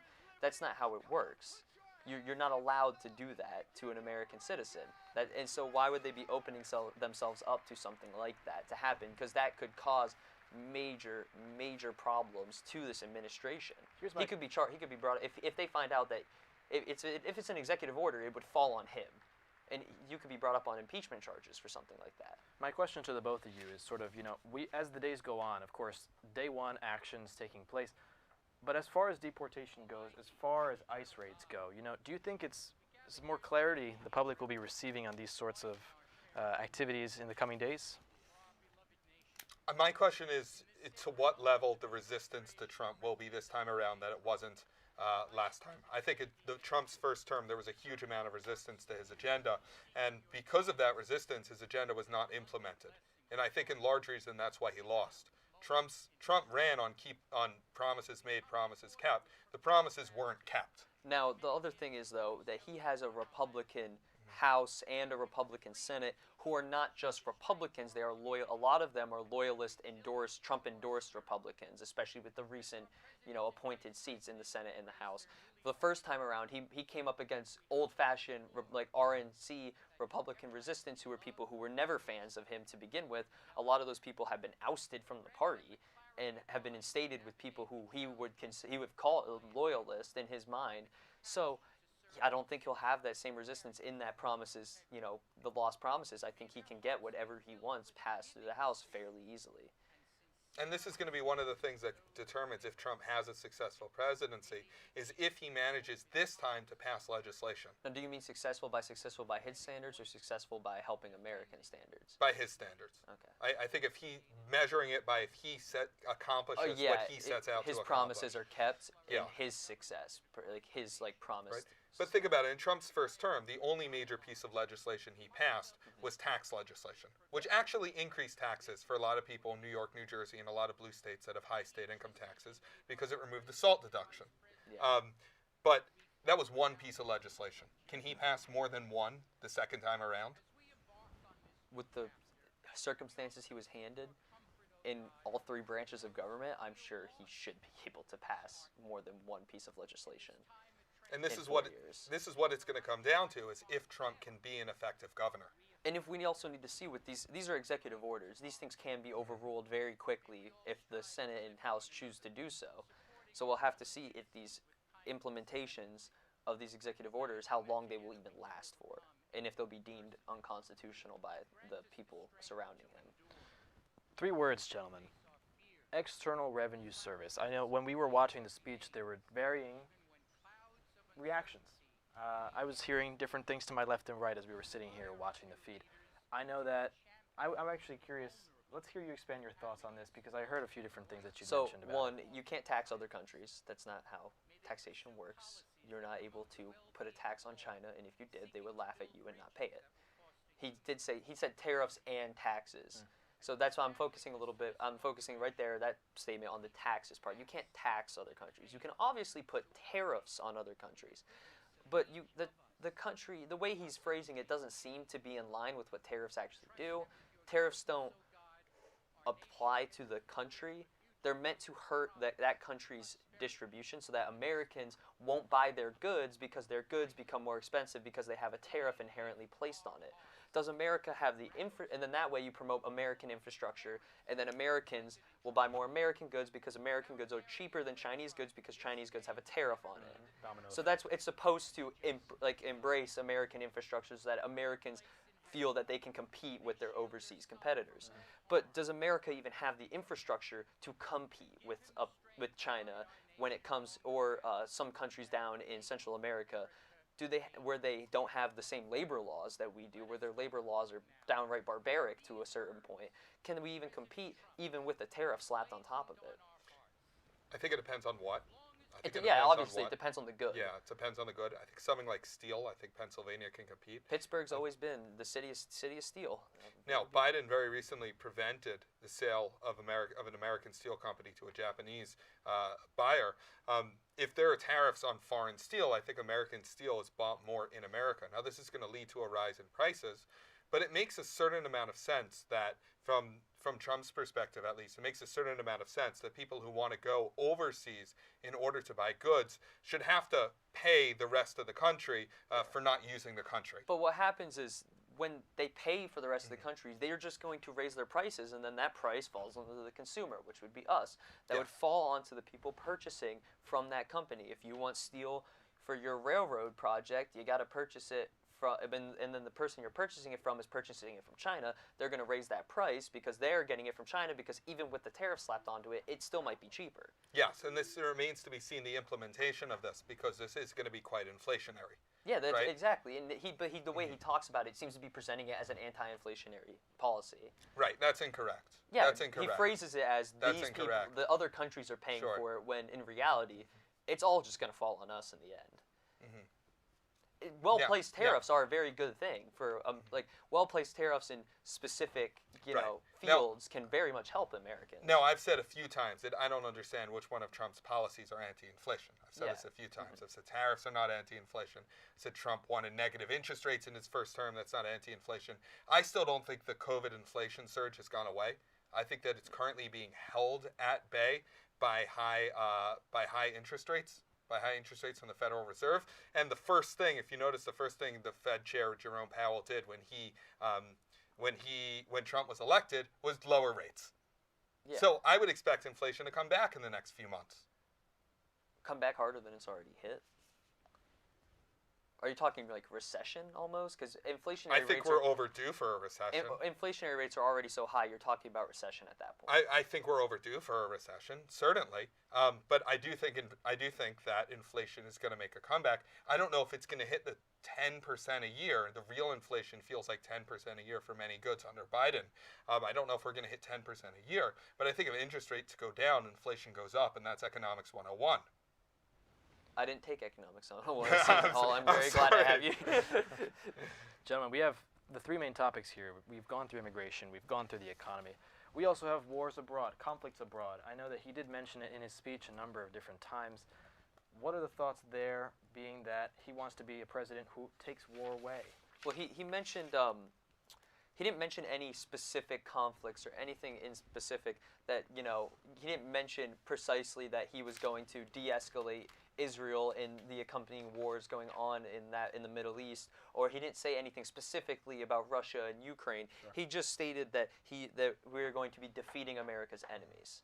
Who are America's enemies in the eyes of Donald Trump is a very good question. We don't exactly know what his policy will be on those specific issues, and I think a little bit more elaboration would have been nice for the viewer to understand kind of which direction he's going, for good or for worse. Mm-hmm. Well, part of the problem is I don't think Trump wants to call somebody an enemy, right? When you call someone an enemy, you immediately lose leverage. So, for example, the Chinese vice president is attending here in the Capitol Rotunda. I think Trump certainly views China as an adversary. Congress declared China to be an adversary in the TikTok bill, but Trump's not going to come out here and call China an enemy, right? Like Biden's remark once where he called Putin a killer. And you could just see Antony Blinken shaking his head. I mean, you could actually see him. You can go back and watch it. I don't think Trump is going to make that mistake and say, hey, Russia's our enemy. We've declared Russia an enemy, because that's going to have a certain amount of consequences. But I think Trump's focus on peace and ending wars is extremely important. I think it's bad for America's image that the world has been so out of control the last 4 years. I mean, we've been in a military-industrial complex since Bush, since the War on Terror. Since Eisenhower. Since declared it. Since Eisenhower, in the war, since the containment of communism, post-World War II, the USSR, we have continually funded external wars and or participated in external wars when it comes to Korea and Vietnam and the Gulf Wars against communism or dictatorships or any alignment we don't agree with. We've either funded it or we've directly gone in and opposed it. So, and all that has done is continued America's outreach and has honestly dampened America's image in the eyes of those countries that we are ravaging. Yeah, and I think this is why Is it for good or for worse, though? Are we even benefiting these countries by going there and killing their leaders? And if you want my perspective, I could go on for a long while. I know, you have a lot of opinions on this one. Trump's move for a ceasefire in Gaza was a big move yesterday, and that was a big success. That was something that he agrees with Biden on policy, apparently, and he implemented Biden's policy. That was a Biden proposal, but that was a big deal towards making the world more manageable and more controllable.